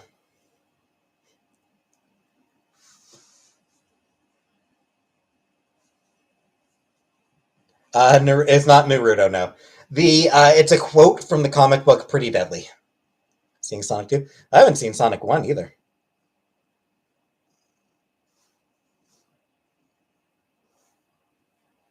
Divine Comedy? I haven't really decided what name. Ketchup Stain. Okay, first of all, what ketchup stain? Second of all, like, this is a clean shirt that I just put on today. Am I the WoW guy from South Park? No. I've never played WoW. I've seen the Multiverse movie. No, I haven't. You mean the Doctor Strange movie? That movie's not even out yet, I don't think, is it? Casual dude. Do I live with anyone else? Yes. My roommate is in Cuba right now.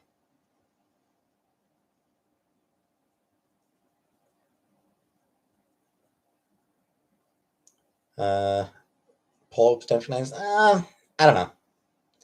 Favorite horror movie? I'm not really keen on horror, to be honest. I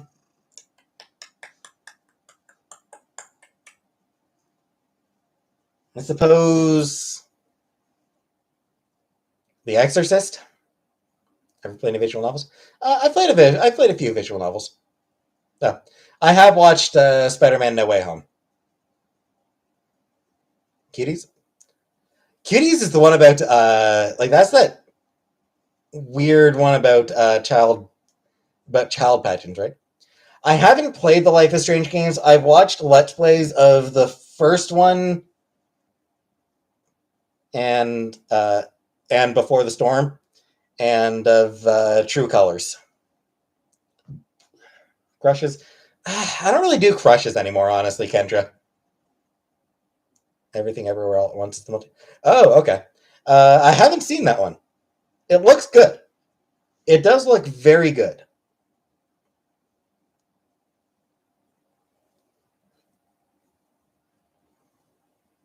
Like, it looks really fun. So, what state am I in? Canada. I'm in Ontario, casual dude. What did I say at the Arachni? Because I'm not going to commit genocide. I'm not genocidal. Hello to Argentina, Nimrod. Life is Strange is not the worst dialogue I've heard. There's some clunky bits. I'll agree with you there, AJ Waters. There is some clunky bits. Some clunky dialogue now and then in Life is Strange.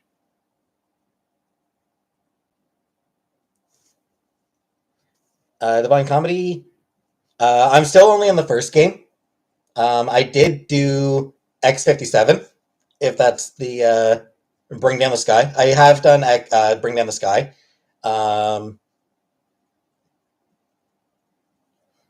Canada goes by provinces. Yes.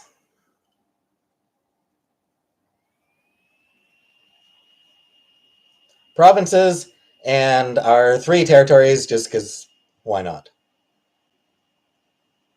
Thoughts on Nickelback? I hate their music, but I respect their sense of humor about themselves. Nickelback is garbage. They are a bad band. Their music is bad. But I respect that they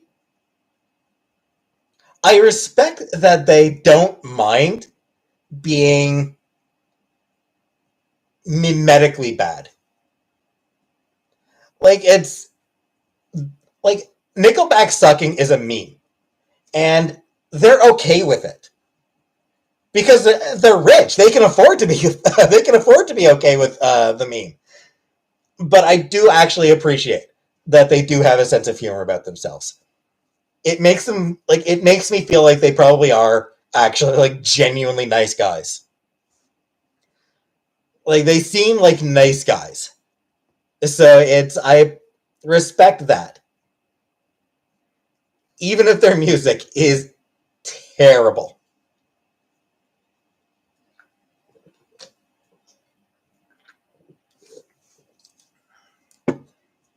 So terrible. Singer of Nickelback is actually a huge douchebag. Really? Well, that's disappointing.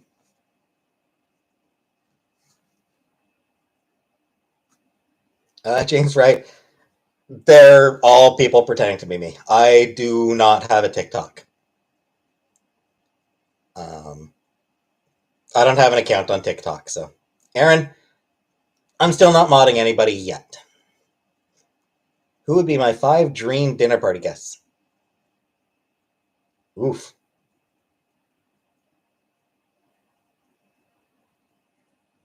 I don't want a dinner party.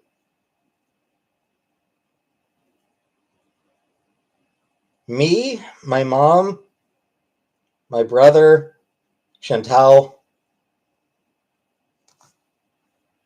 and a cat. Any cat. Bitchy titties. If I ever do make mods bitchy titties, you're probably gonna be like one of my you'd be at the top of the list. How would you react if someone did Rule 34 of me? Confused. Because, like, why? But I'm fine. I'd be fine with it. No famous people I would want to meet. I don't know. I get nervous meeting people I don't already like. I get nervous meeting people. Like, anyone that I'm not already. Anyone that I don't already have sort of an existing relationship with. Good night, Bobby Joe. Dark Gary, I don't have a Discord server. So yeah, like, anyone that I don't already know well, I'm like super nervous meeting.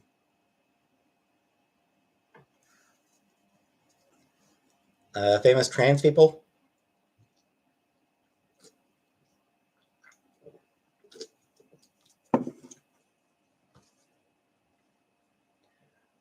Magdalene Visaggio, a little bit.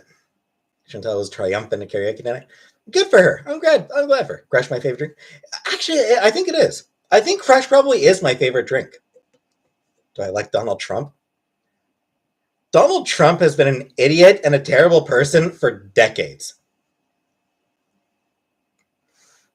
Like, Trump has been shitty for his entire life. Do a fan meetup? Maybe. Hey, Elizabeth.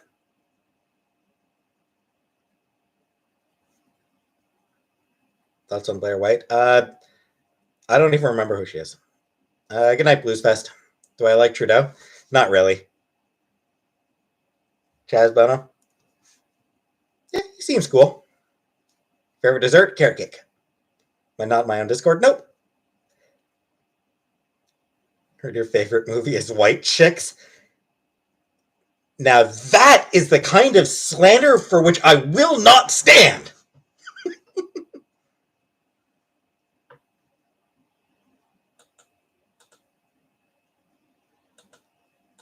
No, Trudeau is not Castro's son.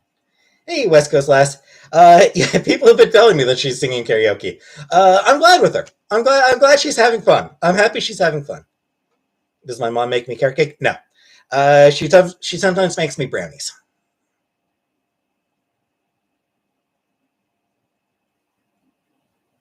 I do not smoke the devil's grass. No, I don't do any drugs, James. Do I think Trump is a racist? Yep. 100% he's a racist.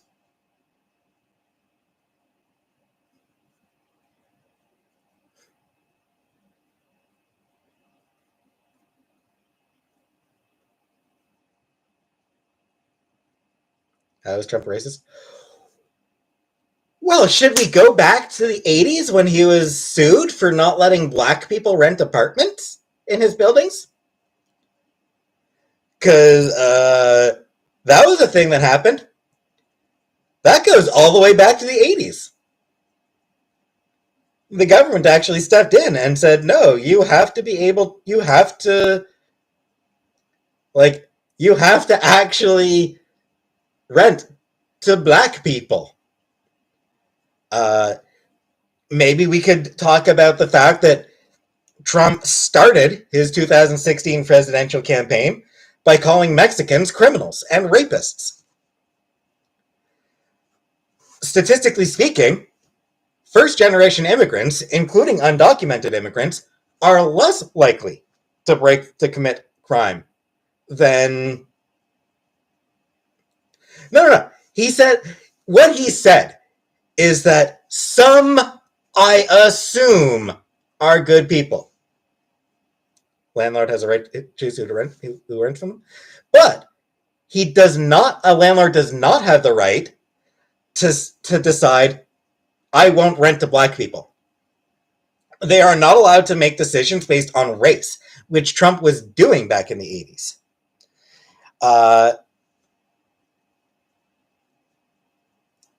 yeah, some, I assume, are good people. Like, that is fucking racist.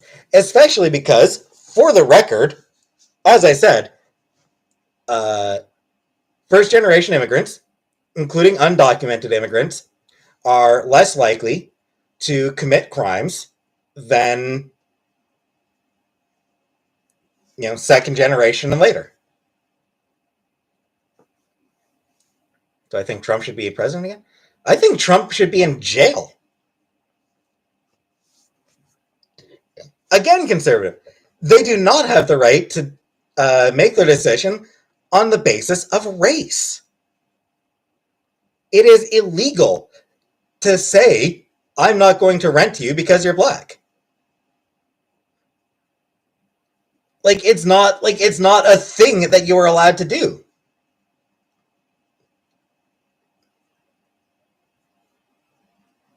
DeSantis. Fucking DeSantis. Um, how is that illegal? Because it's racist. Obviously, I haven't read The Art of the Deal. Shit, I'll bet Donald Trump hasn't read The Art of the Deal. He sure as shit didn't write that book. Can a black landlord decide not to rent to white tenants? Nope. No, race is a protected category. You are conservative. When the government investigated, they found that it was purely based on race or on race.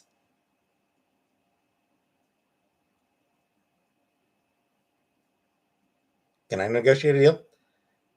No, but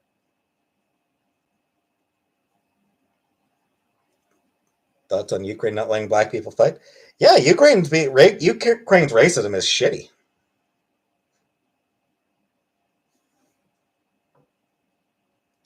Plain cheeseburger. Hello, plain cheeseburger. PR, I seriously doubt that, BO. Do I support Ukraine? Yeah. I mean, yes, I absolutely support Ukraine against Russia. Russia's invasion of Ukraine is a crime. It's a violation of international law. So absolutely, I support Ukraine about that. I've heard at least 30% of Ukraine troops are neo-Nazis. So my understanding is that was initially false. The invasion has actually helped neo-Nazis. Before Russia invaded, the neo-Nazis in Ukraine didn't really have that much power. Now that Russia has invaded, they've actually empowered the Nazis, the neo-Nazis. That's my understanding of it, at least. But I am by no means an expert. So, I mean, it's America sending weapons to neo-Nazis.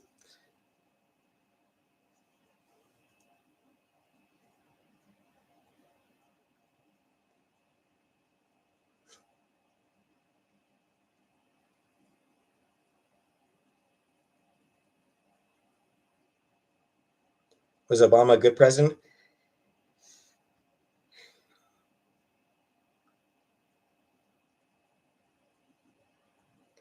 By modern standards, Obama was an okay president. By the standards of being a president, he was a pretty okay president. But thoughts on Biden's dementia? Honestly, I can believe it. I wouldn't be at all surprised to learn that Biden has dementia. I also wouldn't be surprised to learn that he doesn't. How do I feel about Ronald Reagan? I feel like Ronald Reagan is responsible for the majority of the problems the U.S. faces right now. NDP, it wasn't really up to Obama. How educated on American politics are Canadians? So we kind of have to be. What was the Pierre Trudeau quote?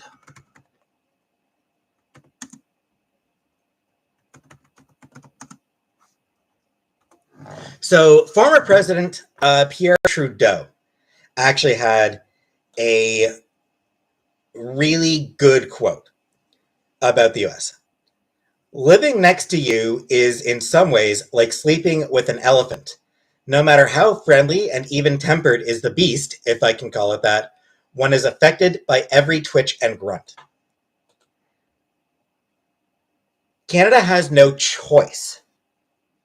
Like, we have no choice but to be aware of what's happening in the U.S. We have to be. Because what goes on in the U.S., does have repercussions for us. we are too closely tied.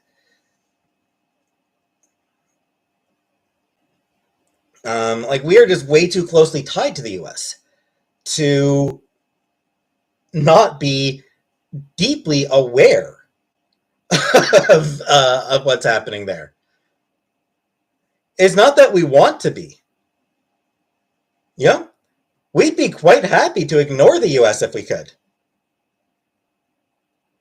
But the shit that you people get up to, fuck!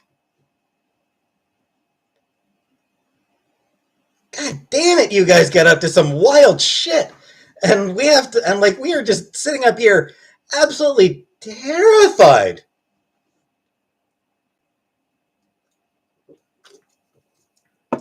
I don't hate America, no. I do not hate America at all. I want the US to be better than it is. I believe the US deserves better than it is. James, whatever.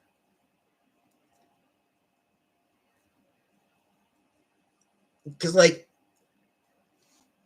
I look at what goes on in the US, and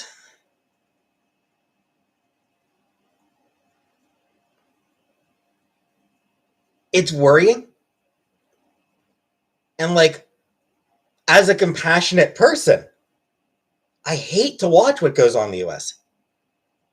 Like, I hate to watch the shit that is your healthcare system. Like, the US has a terrible healthcare system that kills people. And you deserve better than that.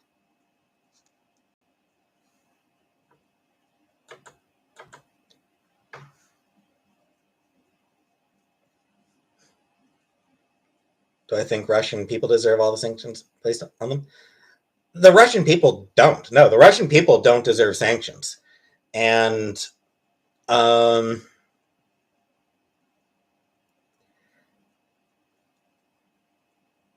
one thing, I have read some criticisms of the sanctions as not actually doing anything to harm Putin. You know, there are sanctions against the Russian people, but those sanctions don't always have any effect on Putin. Also, sanctions on Russian immigrants, like on Russians living outside of Russia. What the fuck is that all about? Like, there are Russians living in Canada who've, like, lost work because of like, well-meaning but stupid people thinking that, like, oh, not putting on a Russian opera is somehow standing with Ukraine. Like, it's this wild, bizarre shit that's going on. That's nothing to do with Sheko. Yeah, I got to pet a cat earlier. I was petting Casey earlier in the stream. I was petting a cat earlier in the stream. They could be spies. They're not. But yeah, I'm like, I can't remember any of the exact details, but I know that there was one that was like, that I think was like a performance of like a Russian opera or ballet or something like that got canceled because, ooh, stand with Ukraine. And it's like, dude,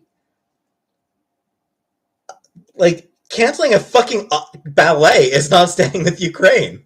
Just because the ballet was originally composed in Russia doesn't mean that I stand with Putin. They wanted to cancel Dostoevsky. Yeah, it's the weirdest shit. Like, it's this well-meaning but utterly clueless side of and I'll admit it, liberalism. I'll admit, it's mostly liberals who are doing this utterly pointless, performative support of Ukraine, where like they end up punishing Russian expats. Do I really think it is well-meaning? I think most of it is. I think most of it is well-meaning.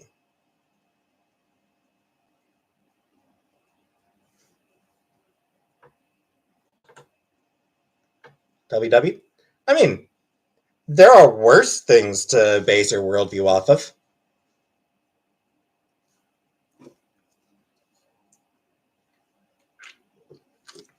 And then the Russian government just uses propaganda. Exactly, yeah.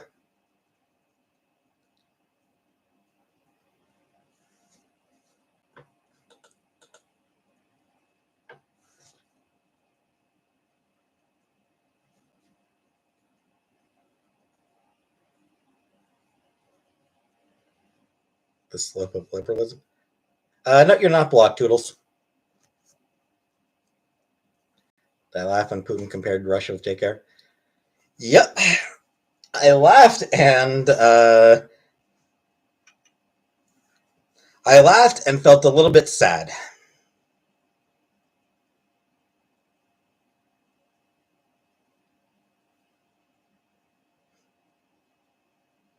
Because, like, Rowling and her supporters don't understand that they actually are on the same, that ultimately they are kind of on the same side as Putin. Heard you can't please a woman and you're turning into a woman to please yourself. If that can't be true, Kevin Hart, because I don't think I'll be able to please myself either.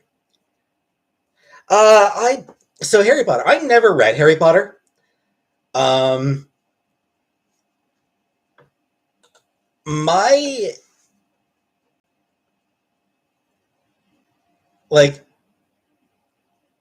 just never read it. It was too popular for me. There was a certain element of hype aversion, I think is the phrase. There was there was hype aversion for me regarding Harry Potter. And I'm not saying it to boast, I never read Harry Potter. I never liked J.K. Rowling. It's not a boastful thing. It's just hipster. I absolutely have a hipster side to me.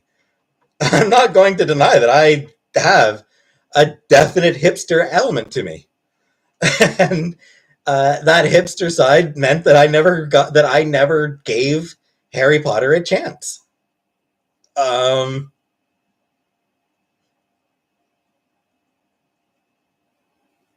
That said, I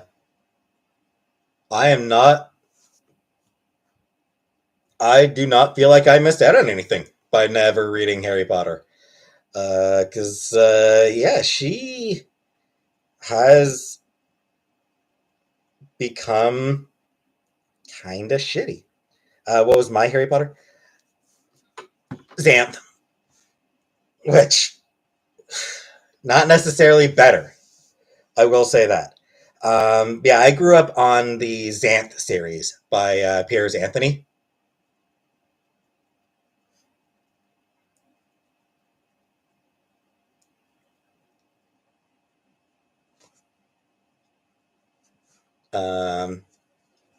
Which, like I said, not really an improvement. Isn't Harry Potter gay? I don't know. I never liked Harry Potter because my very religious parents banned it because it's devil worship. I know, that was the weirdest thing.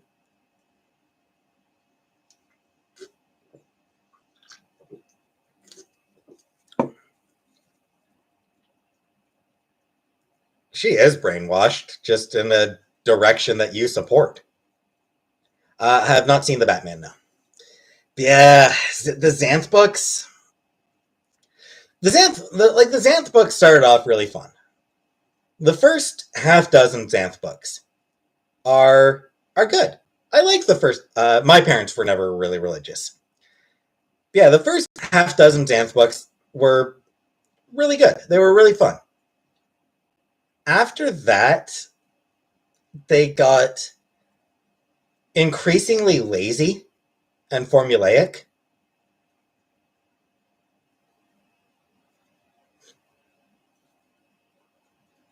If I had to cut my own wood, I'd be angry. Probably. I don't want to cut wood. Am I a fan of anime? Very little. Like, there's very little anime that I've ever watched.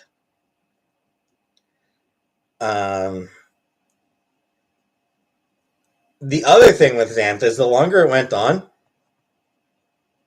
the weirder it got in regards to the sexuality of children. Like, it got really fucking uncomfortable.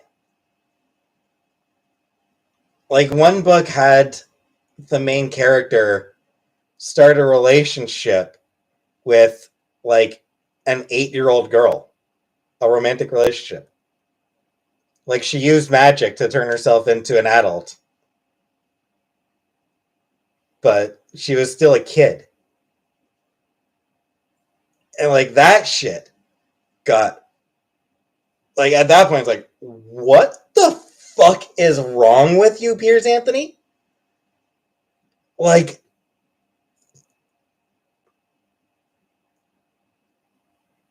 I understand, like, Piers Anthony's sort of philosophy or take.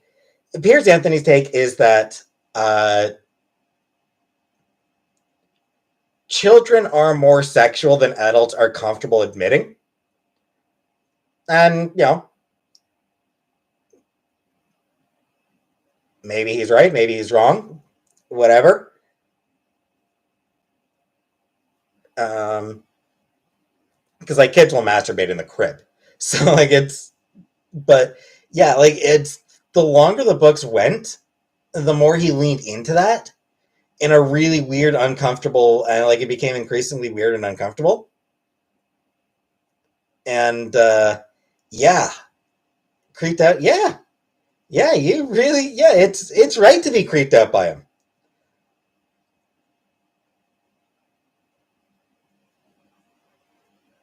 And, no, I do not support NAMBLA. And I don't think that Piers... Like, I don't think that Piers Anthony had any particular sexual attraction to children. Like, I don't think that Piers Anthony himself was a pedophile or anything like that. What age was I when I was reading? So I was probably maybe around 10 when I started reading Xanth. So I was still a kid. And like I said, the first Xanth books were fine. They were fun. There was nothing... There was some weird shit, but it wasn't too bad. It was... When he got into, like... When he was reaching, like, the 30th book, when he was, like, approaching the 30th book in the Xanth series, was when it hit a point where it's like, nope. Like, I've been uncomfortable with the books well before it, but that was the book that just made me go, like, no, this is just gross now.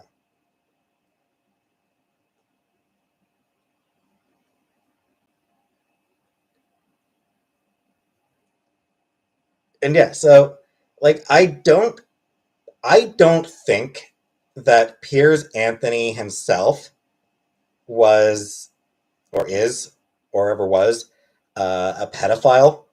I don't think that he was ever sexually attracted to children himself, but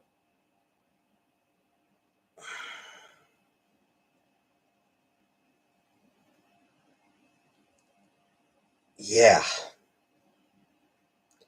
Thoughts on Kevin Spacey? Oh, fuck, Kevin Spacey. For a second, I was thinking Kevin James. For a minute there, Baron Richard. I was mixing up Kevin Spacey and Kevin James.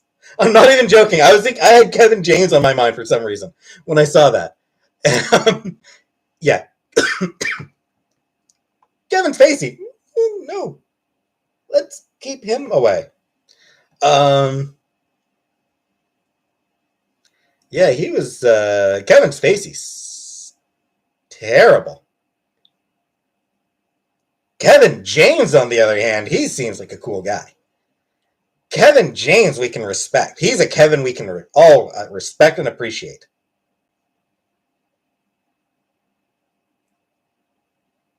Kevin Bacon, yeah, another solid Kevin. Kevin Bacon, solid Kevin there.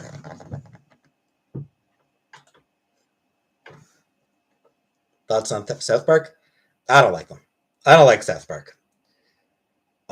They're mean-spirited. Paul Blart, exactly. We can all support Paul Blart. Paul Blart is all of us.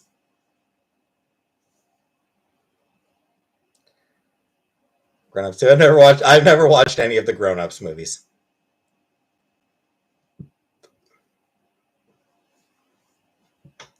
Kevin Samuels doesn't ring any bells. But anyway, Kevin Spacey is the worst Kevin.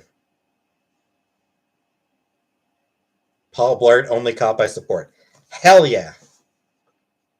Usual Suspect. Nope. Paul Blart beats Usual Suspects. Gonna say it right now. Paul Blart is better than Usual Suspects. That's right. I said it. Why is Kevin Spacey bad? So you haven't really kept up on the news, have you then, Cam? He's a rapist. Oh,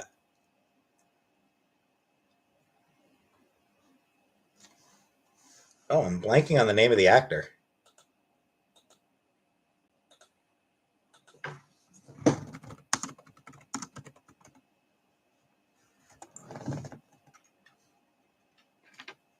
Anthony Rapp. So Anthony Rapp came out. This is a few years ago. Anthony Rapp came out and said that Kevin Spacey raped him when he was young, when he was a kid. Like Anthony Rapp was raped by Kevin Spacey as a kid.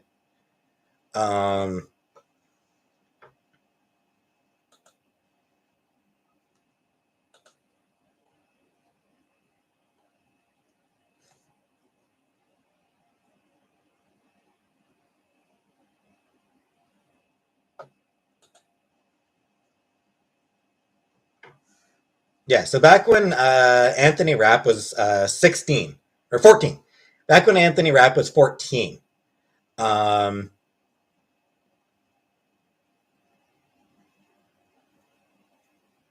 Kevin Spacey hit on him. Tried to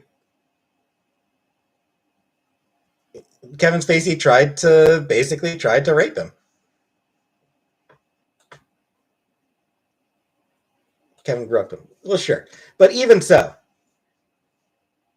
Anthony Rapp was 14 and Kevin Spacey was 26, and Spacey was groping him.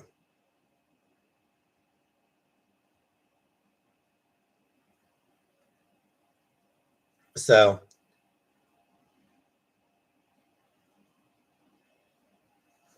yeah, he's like Kevin Spacey. Good riddance to him. I wish he would stay away, frankly.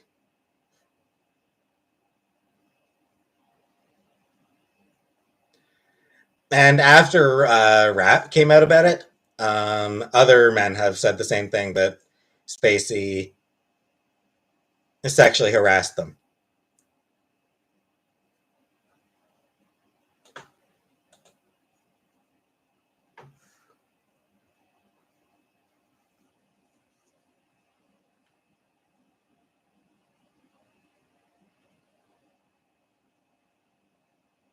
Yeah, good for her, flop era.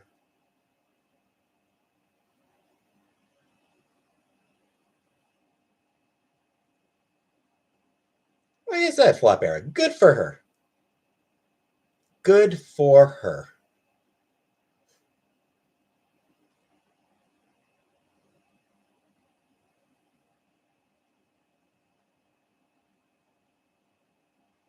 I never watched Howard Stern. I never watched him. I don't think he was on any channels that I had access to. I did read his book.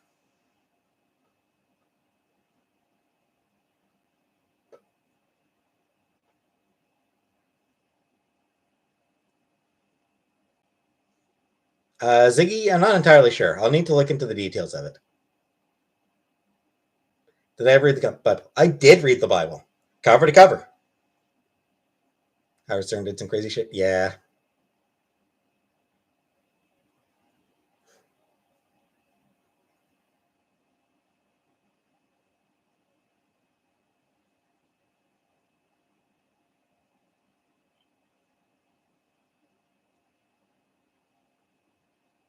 Can Kevin James? That would make the Bible so much better. A Kevin James edition of the Bible? That would make it so much better. Stern needs to force women to get naked on TV. Yeah. Yeah, it's he is not someone that I respect. I do not respect Howard Stern at all. I think that he's kind of garbage.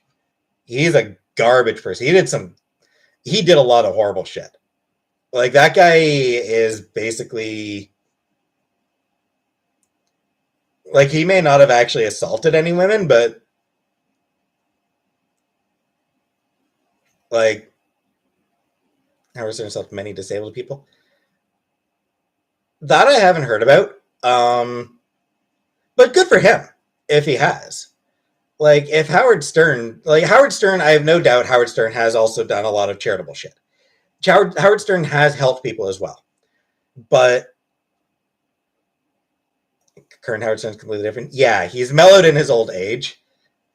But yeah, like, in his time, he was damn near sexually assaulting women by, like, forcing them to get naked and, like, just really gross shit.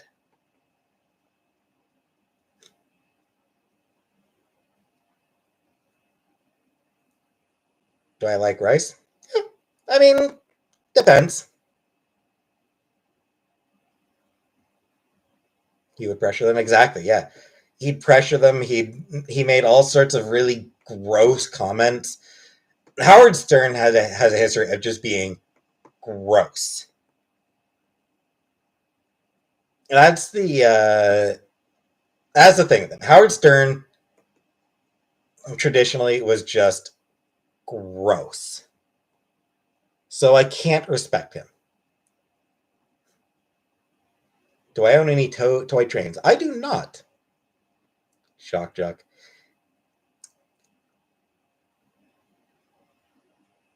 I find shock jocks tedious. Like, honestly, I just find shock jocks to be boring. What kind of furry am I? I'm not.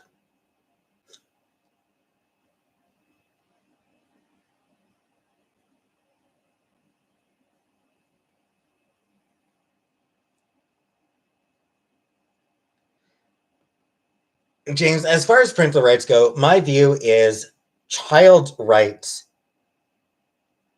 matter too.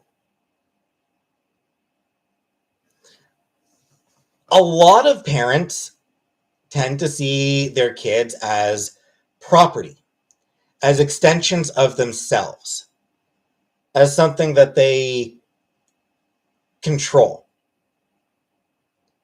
I do look the type to be a furry. I don't disagree with you, Punisher. Do I speak Japanese? I do not. So, like, there's a lot of parents who do see children as just extensions of themselves, rather than seeing children as being people. Children are people. a child is their own person. And a lot of parents don't really get that their kids are people. How did my mother see? She saw me as my own person. My mom was always very supportive of me. She always has been. My mom is great. She's always been really supportive of me. Children are annoying. Oh, I absolutely agree with you there, Icky. I hate kids. I find kids super annoying. I don't want kids anywhere near me because they just annoy the hell out of me.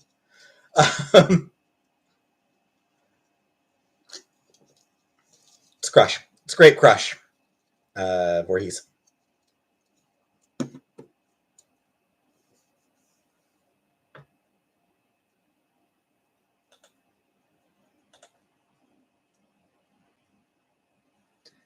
My son is 21 and a turd. Are me and my brother similar? Not really. We're like my brother is a lot more outgoing, a lot more charming, a lot funnier. We're both kind of geeky. We're both we're both fairly into Marvel. He hasn't read comics in forever. But he still enjoys the MCU, and I'm the evil twin.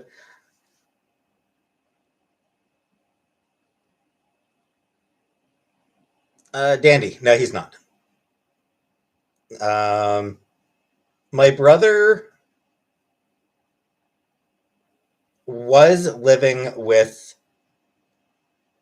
a non-binary person with an NB. They're not living together anymore because my brother just kind of pissed them off. Like, they're still friends, I think, but Dave's friend has mental health issues. Non-binary means they're not non-binary means they're not a man or a woman. Most of them go by they them pronouns. Would I live with my brother? I'd prefer not to. Dark Ace? No. So suppose AFAB, assigned female at birth, non-binary. Came out as non-binary while my brother was living with them. But anyway, they struggle with mental health issues. I think bipolar and just like really not very good at handling it a lot of times. And my brother is not an easy person to live with all the time. Like, my brother is not always the easiest person to get along with. And he'd admit it. He'd admit that he can be kind of a dick. Like, he absolutely can be a dick. Not always intentionally either. But so, like, there were times where, like, so, but even so, his friend would get pissed at him for no reason. Like, for reasons that were completely, like, out of bounds. So yeah, his friend just could not live with him, basically. They just were not in a mental state, like, mentally healthy enough to actually have my brother around. They just hated him. Like, they just started hating him mostly for no reason. So I'm not sure how often they hang out anymore. I think they still talk a little bit, but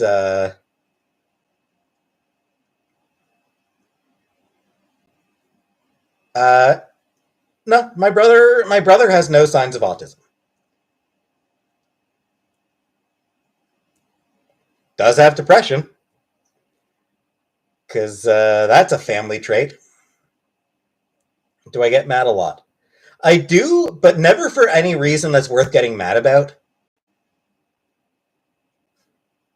I was supported my brother with his transition.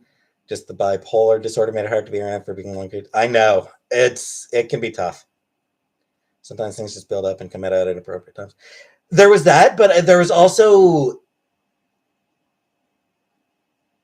like my brother's friend was just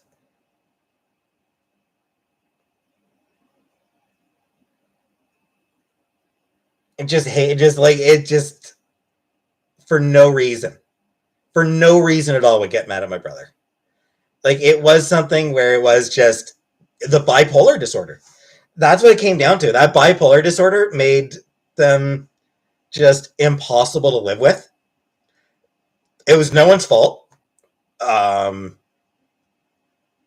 They did actually check into a mental health hospital for a few weeks.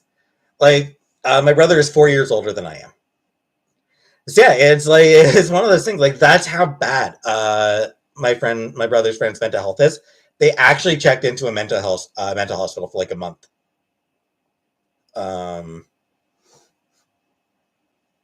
So yeah,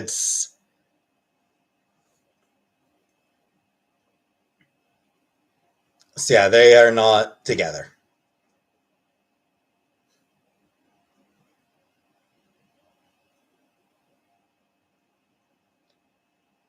My brother is older. My brother is 4 years older than I am. Do I have more people interested in me since coming? I don't know. What was he like in school? My brother? Depended on the teacher. My brother's class drove a teacher to retirement. Not even joking. Like, there's one teacher that they were just so shitty that the teacher, like, 2 years later, retired. Yeah, my brother likes me. But here's the thing that pisses me off. Here's the thing that really pisses me off. So my brother's class, off and on, was like some years they were like, depending on the teacher, they could be either, really good and cool and nice, or they could be the worst. They were absolutely terrible to some teachers. They got a bit of a reputation. My brother's entire class. When they graduated elementary school, like in the final year of elementary school, and they were getting close to elementary school, getting close to graduating, they got a class trip to La Ronde, an amusement park in Quebec. If you haven't heard of La Ronde, is like, when I was a kid, La Ronde was the shit. Honestly, not sure if it's still as popular now, but like, for people like in my generation, La Ronde was the shit. It was like this it was sort of the biggest amusement park within driving range of Cornwall. So they got to go there. Awesome place to go. My class was always really produced. I'm not actually sure what it is now. When I was growing up, at least in mine, the school I went to was grade 1 to 8. So it was like all 1 to 8, all in the same school, all in the same building. At least when I was growing up. I'm not sure if it's still the same. I'm not sure if that's the norm in Canada, but my school is grades 1 through grade 8. But anyway, so when my class was graduating, and we were nice. We were the sweetest class. We were so well behaved. There was a girl in our class with who was mentally handicapped, and like the other kids like threw birthday parties for her, and like we were like the nicest class possible. You know what our final field trip was? A park. Not an amusement park. Not any special park. It was just a local fucking park. That was our final class field trip. A goddamn park. My brother's class was shit. My brother's class was terrible. And they got to go to fucking LaRonde. We were the nicest class, and we got a goddamn park. The second last field trip was to a bowling alley, which we walked to. We went on a field trip to a bowling alley, and we didn't even get a bus ride there. We had to walk it. That's our, like, what the hell, guys? We're the nice class, and we get this. Shouting about his school days 30 years ago. Because it still stays with me. It stays with me. It's one of those things that's always stayed with me. I've never actually been to an IHOP. Goddamn, we walked to a bowling alley. God. What year did I graduate? What year would it have been? Shit, I don't even remember. I don't remember what year I graduated in. Didn't you have senior dues and fundraising for your senior trip? No. My school never really did much in the way of fundraising.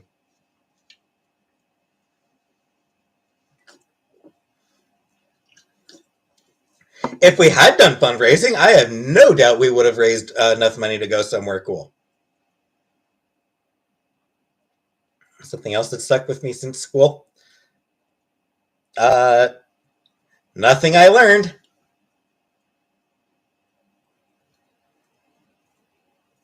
I don't really remember. Graduated 2000. 2000, was it 2003? That sounds about right. Or was 2003 when I graduated high school? Yes, 2003 was when I graduated high school. So I think it would have been 98 that I graduated. Yeah, I guess it would have been 98 that I graduated elementary school. Chantal stuck with me since school too. Yep. Oh, hey, Evane.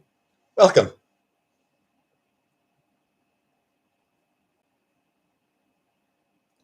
My senior class made sure we had a great year, and we had only 135. 130. Yeah. My class had like 20 something. We weren't a huge school. Hello's my blue shirt. This shirt, this shirt probably is really old. I've had it for a long time. What did I do the first few years after high school? Worked. As soon as I graduated high school, I got a job at, I don't have a yearbook. Sorry, James Wright, I don't have a yearbook. You'd have to, the high school I went to was CCVS, Cornwall Collegiate Vocational School. You can see if you can find a yearbook from that school. Anyway, yeah. So as soon as I graduated high school, I started working at a call center, place called StarTech. It was shitty. It was a terrible job.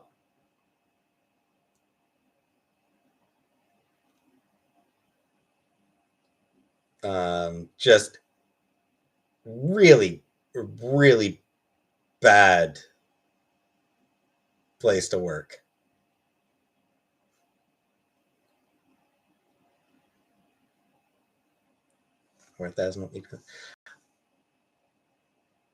Do you live in a large city, Rhonda? Because like Cornwall is not that big. Cornwall has a population, I think it's a population of 50,000 now. I think the population when I was growing up was, I think, under 50,000. I think it was like maybe around 45,000 when I was growing up, which is not bad.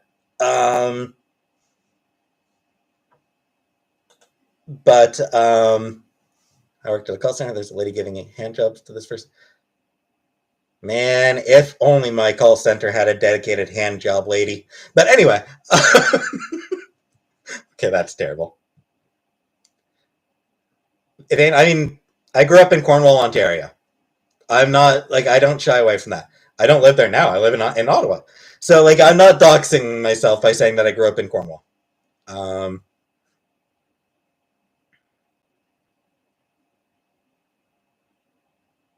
could be concept lady. Anyway, so yeah, I think when I was growing up, Cornwall had a population of about 45,000, which was maybe not too large. But the city of Pittsburgh is 15 minutes away. Oh, and they have several high schools because okay. All right, so yeah, growing up in Pittsburgh, yeah, or like near Pittsburgh, yeah, Pittsburgh's gonna have large schools. But okay, good night, Icky.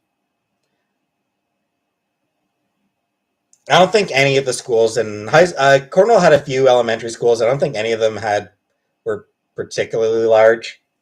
My high school, I don't remember how many students were in my high school. Um,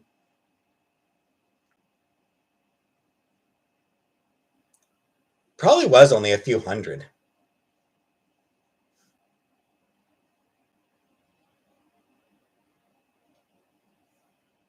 Again, it wasn't a particularly large high school either.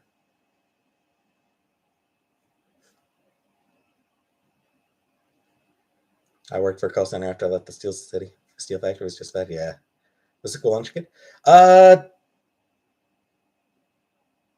my elementary school didn't really have a school lunch. Um, we had pizzas on. I think we had hot dogs on Tuesdays and pizzas on Thursdays, maybe. So twice a week, um, the school provided a lunch. Otherwise, you had to provide your own. The high school, there was a cafeteria, but I mean,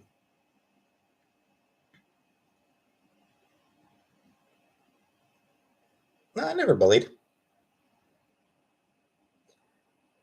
Square pizza. Pizza should be circular. Uh, Hot dogs. Yeah, yeah. Hot dogs 1 day a week. Pizza another day a week. The rest of the week, you was just providing your own lunch. It was like I said, it was a small school. Um,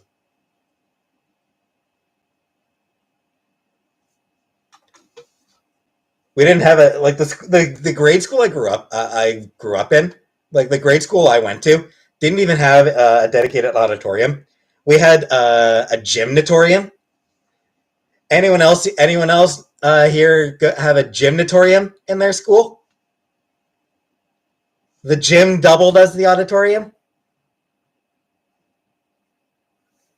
Gymnatorium. Yeah. So like I said, it wasn't a big school that I went to. Nice one. It was a nice school. We have to sit on the floor of the gym. Yeah, yeah. Chairs get brought out whenever parents are going to be there. But yeah, reaction channels covering raging about square pizza because pizza belongs in a circle. God damn it!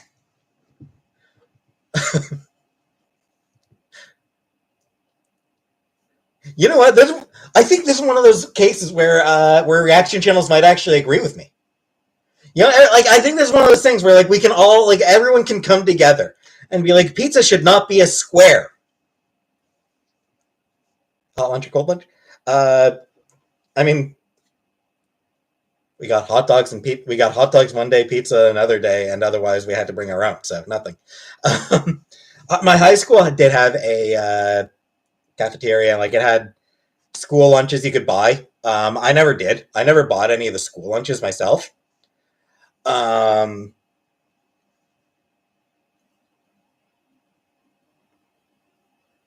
we were really close to a mall, so I would usually go to the food court.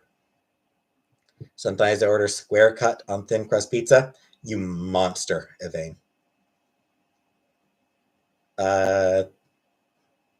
Yes, my mother packed me. Yes, my mother packed me lunch. I was a child. Of course, my mom was packing me lunch. Am I Jewish? No, I am not. So yeah, like my high school is like really close to to a mall, so I'd usually just go to the food court. New York fries.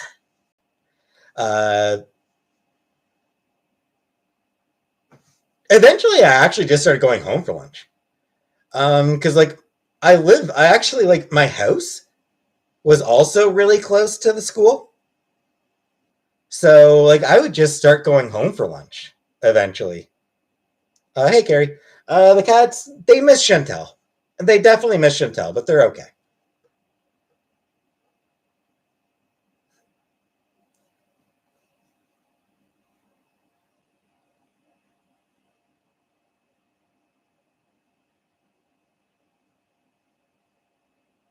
Something came in the mail for me today.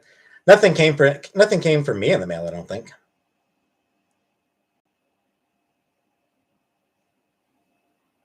Uh, Tried Blooming Fear. She called me yesterday.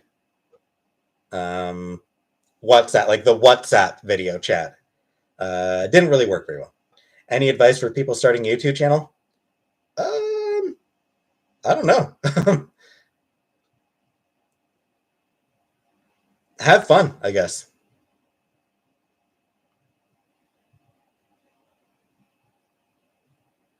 Dandy. Okay, I'll tell you what, Dandy. I will. If this gift doesn't get refunded tomorrow, how can I contact you about giving you tracking? Uh,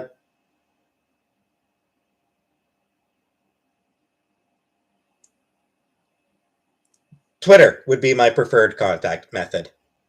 Could never do YouTube. I'm far too shy. I mean, so am I. The trick, Blooming Fear, is that none of none of you people are real. There's the trick.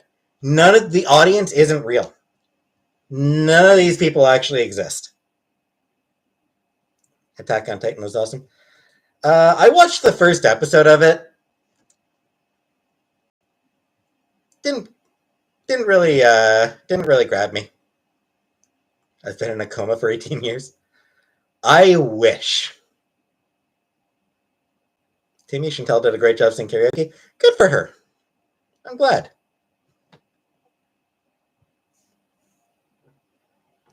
Voorhees, I do neither.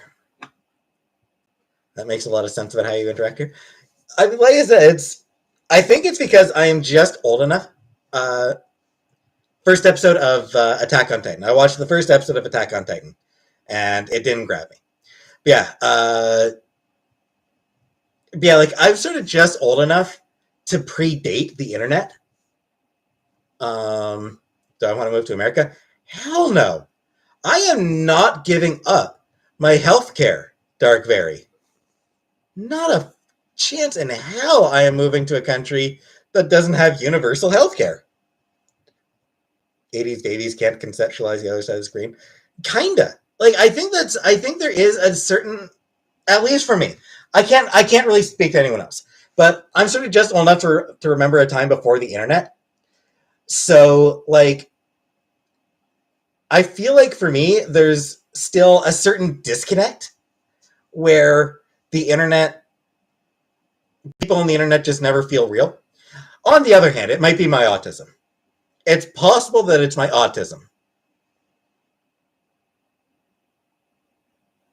Or it may be a mental defense mechanism. Just deluding myself. Did I get to use AOL? I used AIM. We never had AOL itself. Um,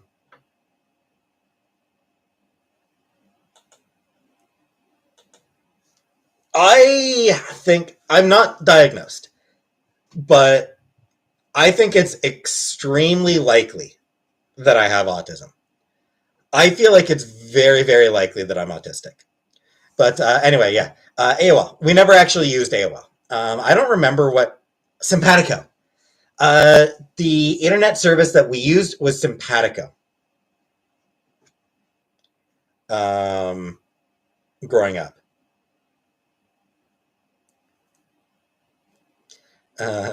Thanks, Dandy. That said, the AOL CDs made really good coasters.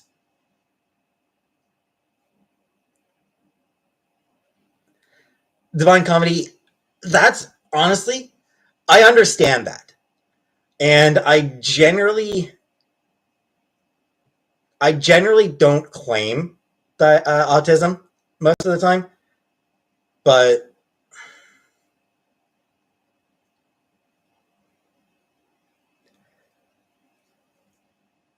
or actually, what I'll usually say is that I am probably autistic. I never used MySpace. Dark Fairy, I never actually used MySpace.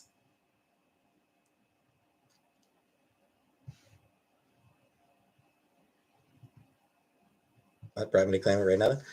I mean, honestly, a lot of it was just like it fit the. I don't know. It was just a quick thing to say. Ask my therapist for protagonist. The thing is, to get diagnosed, it costs money. It costs like 1,000. It costs like $2,000, I think. Yeah, I think it costs like $2,000 to actually get an actual official diagnosis of autism. And hell with that noise. On a side note, my therapist has actually. Where did I discover YouTube? I don't know.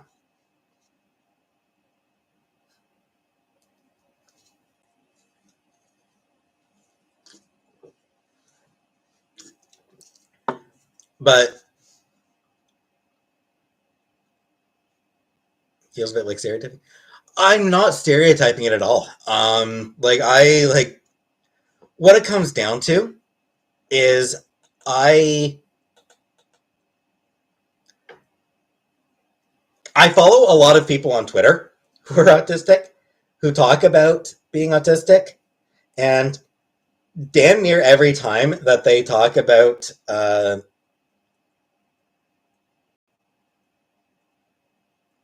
something related to their autism, my reaction is usually, "Oh, so that's what that is?" Like it's one of those things where I look at the um, the symptoms of autism, and a lot of them feel real familiar. So I am not.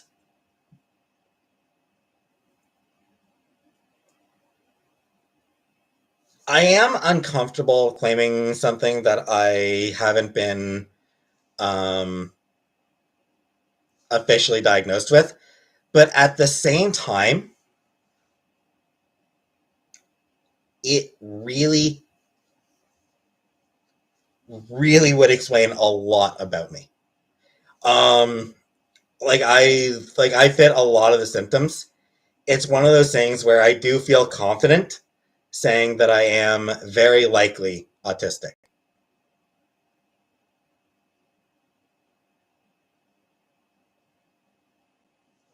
Nothing wrong with recognizing patterns. Yep.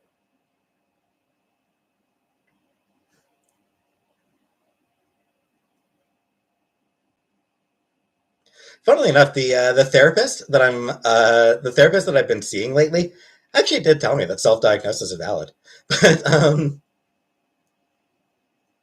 do I miss having flip phones? Not really. I didn't really. I never really had a flip phone. Now, fuck you on that, Swampy. Like,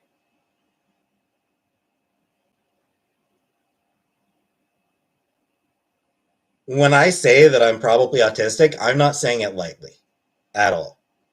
Like, this is not me just um, jumping to conclusions with very little, with slim evidence. Um,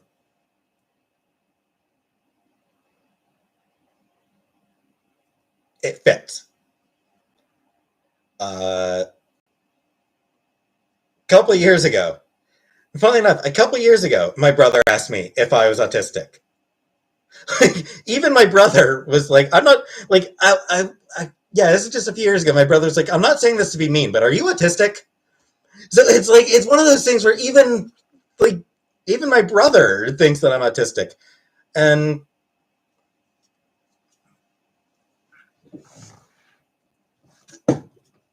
Swampy, if I could afford it, I would. If I could afford the diagnosis, I would get it. But I can't.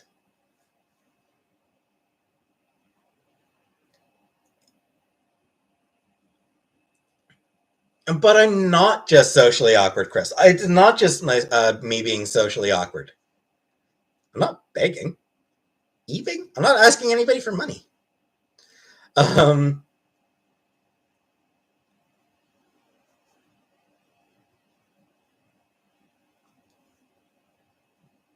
Do I have sensory issues? Yeah. He wasn't being mean, though. Like, he wasn't being mean at all.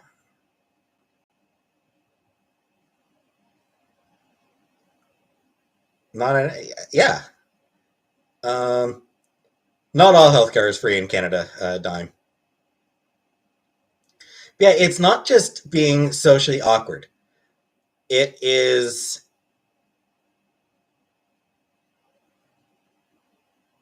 a history of obsessiveness on various, going from one obsession to another. What else? What else? There are sensory things. I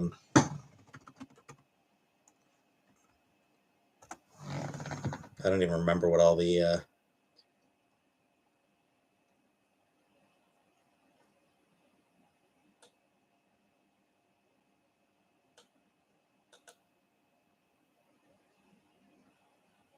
Yeah, so presence of restricted interests and repetitive behavior. Oh, hell yes.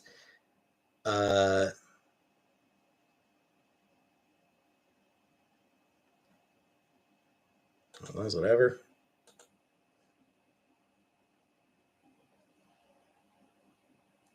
Resistance to changes or restricted interests. Yep.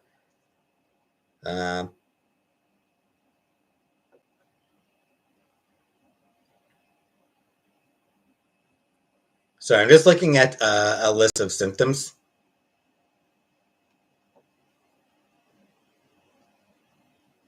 Avoiding eye contact. Oh, hell yes. Increased sensitivity to smell, texture, sound, taste, or appearance of things. Yeah.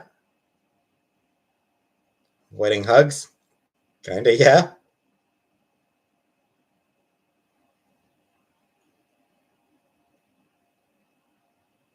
Making unusual movements, expressions, actions, or positions. Yep. Yeah, I mean, it's like I said, there's a lot of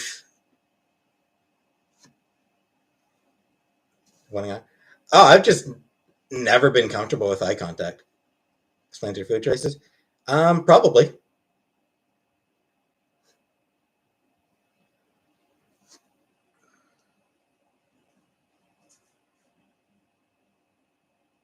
Do I like book things? If you have enough money, anyone can be autistic. Probably. But no, like, I do genuinely think that there is enough evidence for me to say that I am extremely likely to be autistic, on the autistic spectrum. I think there is an extremely high likelihood that I am on the autism spectrum. Swampy, that honestly, just being awkward, that was something that, like, for most of my life, that would have been my conclusion. That was my conclusion as well. For most of my life, I thought, no, I'm just awkward. But learning, like, reading about autism, reading about the symptoms, the behaviors, reading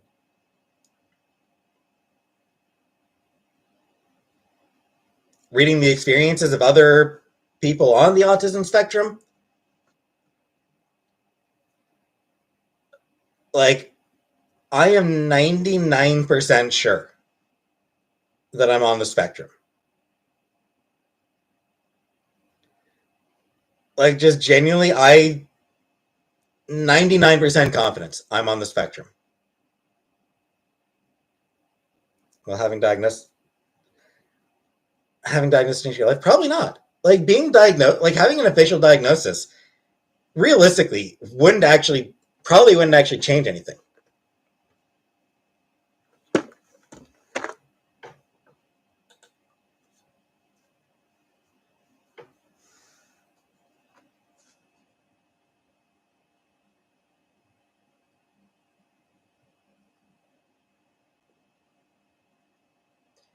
Sally, I really fuck off, Swampy. Judgy fucking douchebag.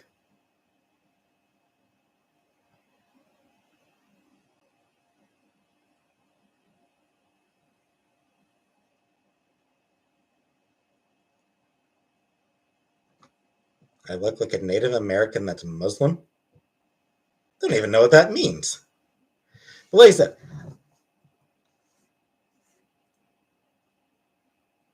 like I said, I am uncomfortable.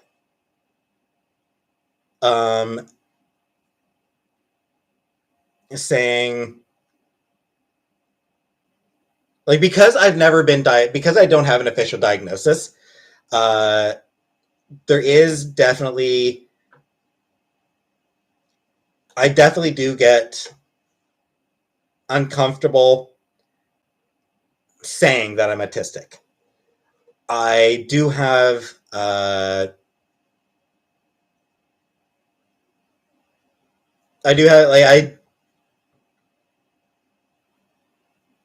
do have a certain reluctance to identify as autistic, even though I am also 99% confident that I'm on the spectrum.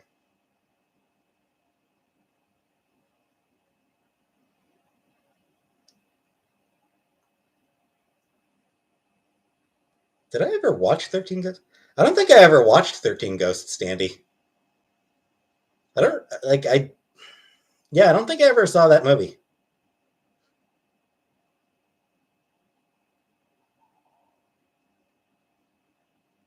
Do I think Kylie Jenner pays her taxes? I mean, probably as little as she can get away with. She's rich. Rich people don't pay taxes. Mortal Kombat? Ah, yes, I did watch Mortal Kombat. I liked Mortal Kombat. The first one. Or are you talking about the new Mortal Kombat movie? I haven't watched the new Mortal Kombat yet. Yeah, wouldn't mind watching it. I might watch it at some point.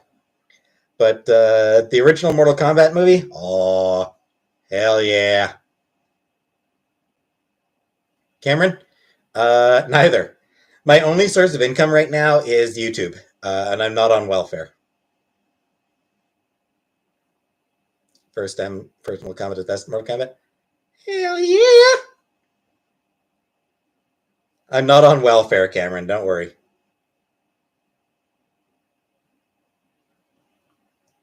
Raiden? Raiden, honestly, Raiden didn't look great.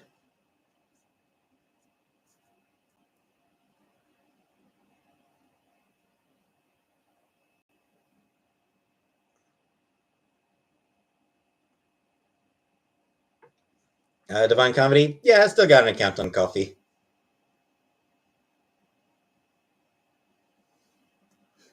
To 2021, 1K was amazing for the first 15 minutes, then went downhill. Oof. Was whitewashed. Yeah, I was young enough at the time to not even think about that, but Raiden being whitewashed actually did also, like, setting us, like, even aside from the moral problem of whitewashing Raiden, it made him look shitty. Like, it made the character look bad. Just, like, from a design standpoint. So it probably, like, it didn't even really hit me at the time that he was being whitewashed, but could your depression be linked to your autism, and could they both be linked to the desired transition? So that is something that is actually a very interesting topic of study. Like, there's not a lot of studies on that yet, but there are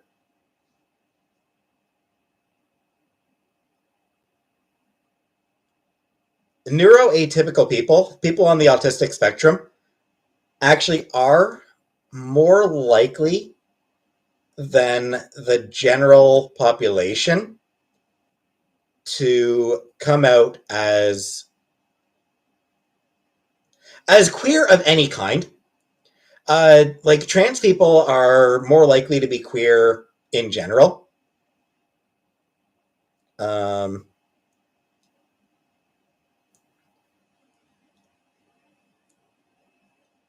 The speculation I've seen on why that happens is basically that autistic people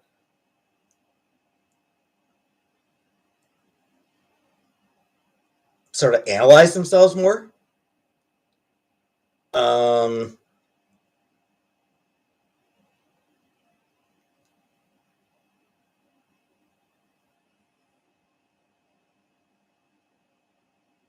Do I like cookies?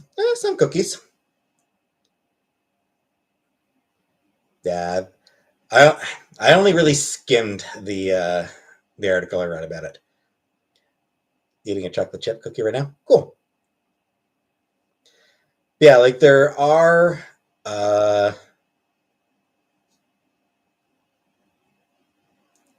fuck you, Swampy. Fuck you. Go fuck yourself. Then, yeah, I think that's what it came down to. People on the spectrum are more likely to question social norms as well. So yeah, that's sort of what my understanding, or that's the current theory as to why autistic people are more likely to be queer. Not only trans. Autistic people also have a higher instances of, being gay or lesbian or bisexual, or basically any kind of queer. The hyperfixate. There is that. But yeah, like, it's,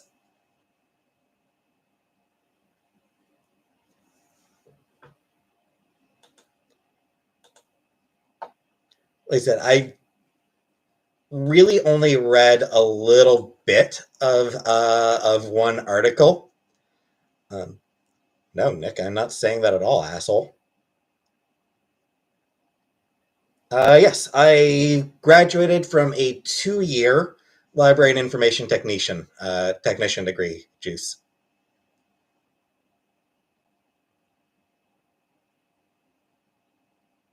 Good night, Scary Yellow Crayon.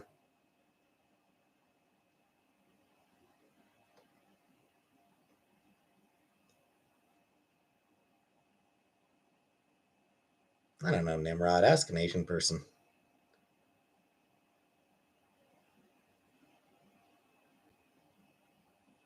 Am I good with servers? Not really, no.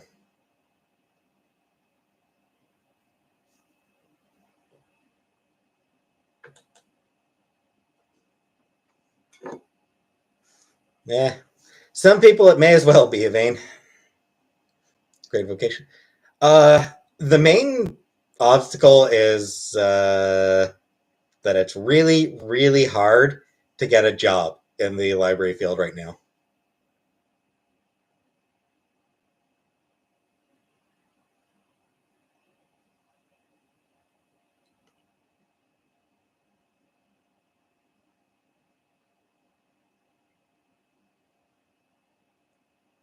It's the most common issue people have with computers. I don't know. Turning it on? I don't know.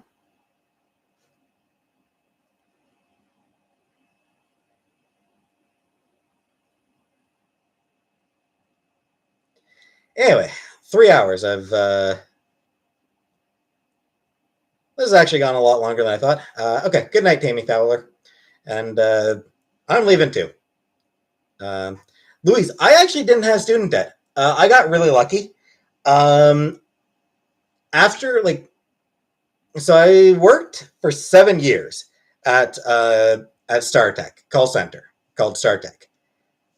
Uh, I left when the place closed down. The place got shut down completely. Um, because of that, I qualified to get my college paid for by program Second Career. I think it's a program called Second Career. So they actually paid my tuition. So I actually managed to I actually managed to get away with not having any student debt, which was obviously hugely useful. Uh, good night, Rhonda. Good night, Rara. And yeah, so this has been 3 hours. So yeah, I am ready to close this down now. So thanks for watching, and have a nice night.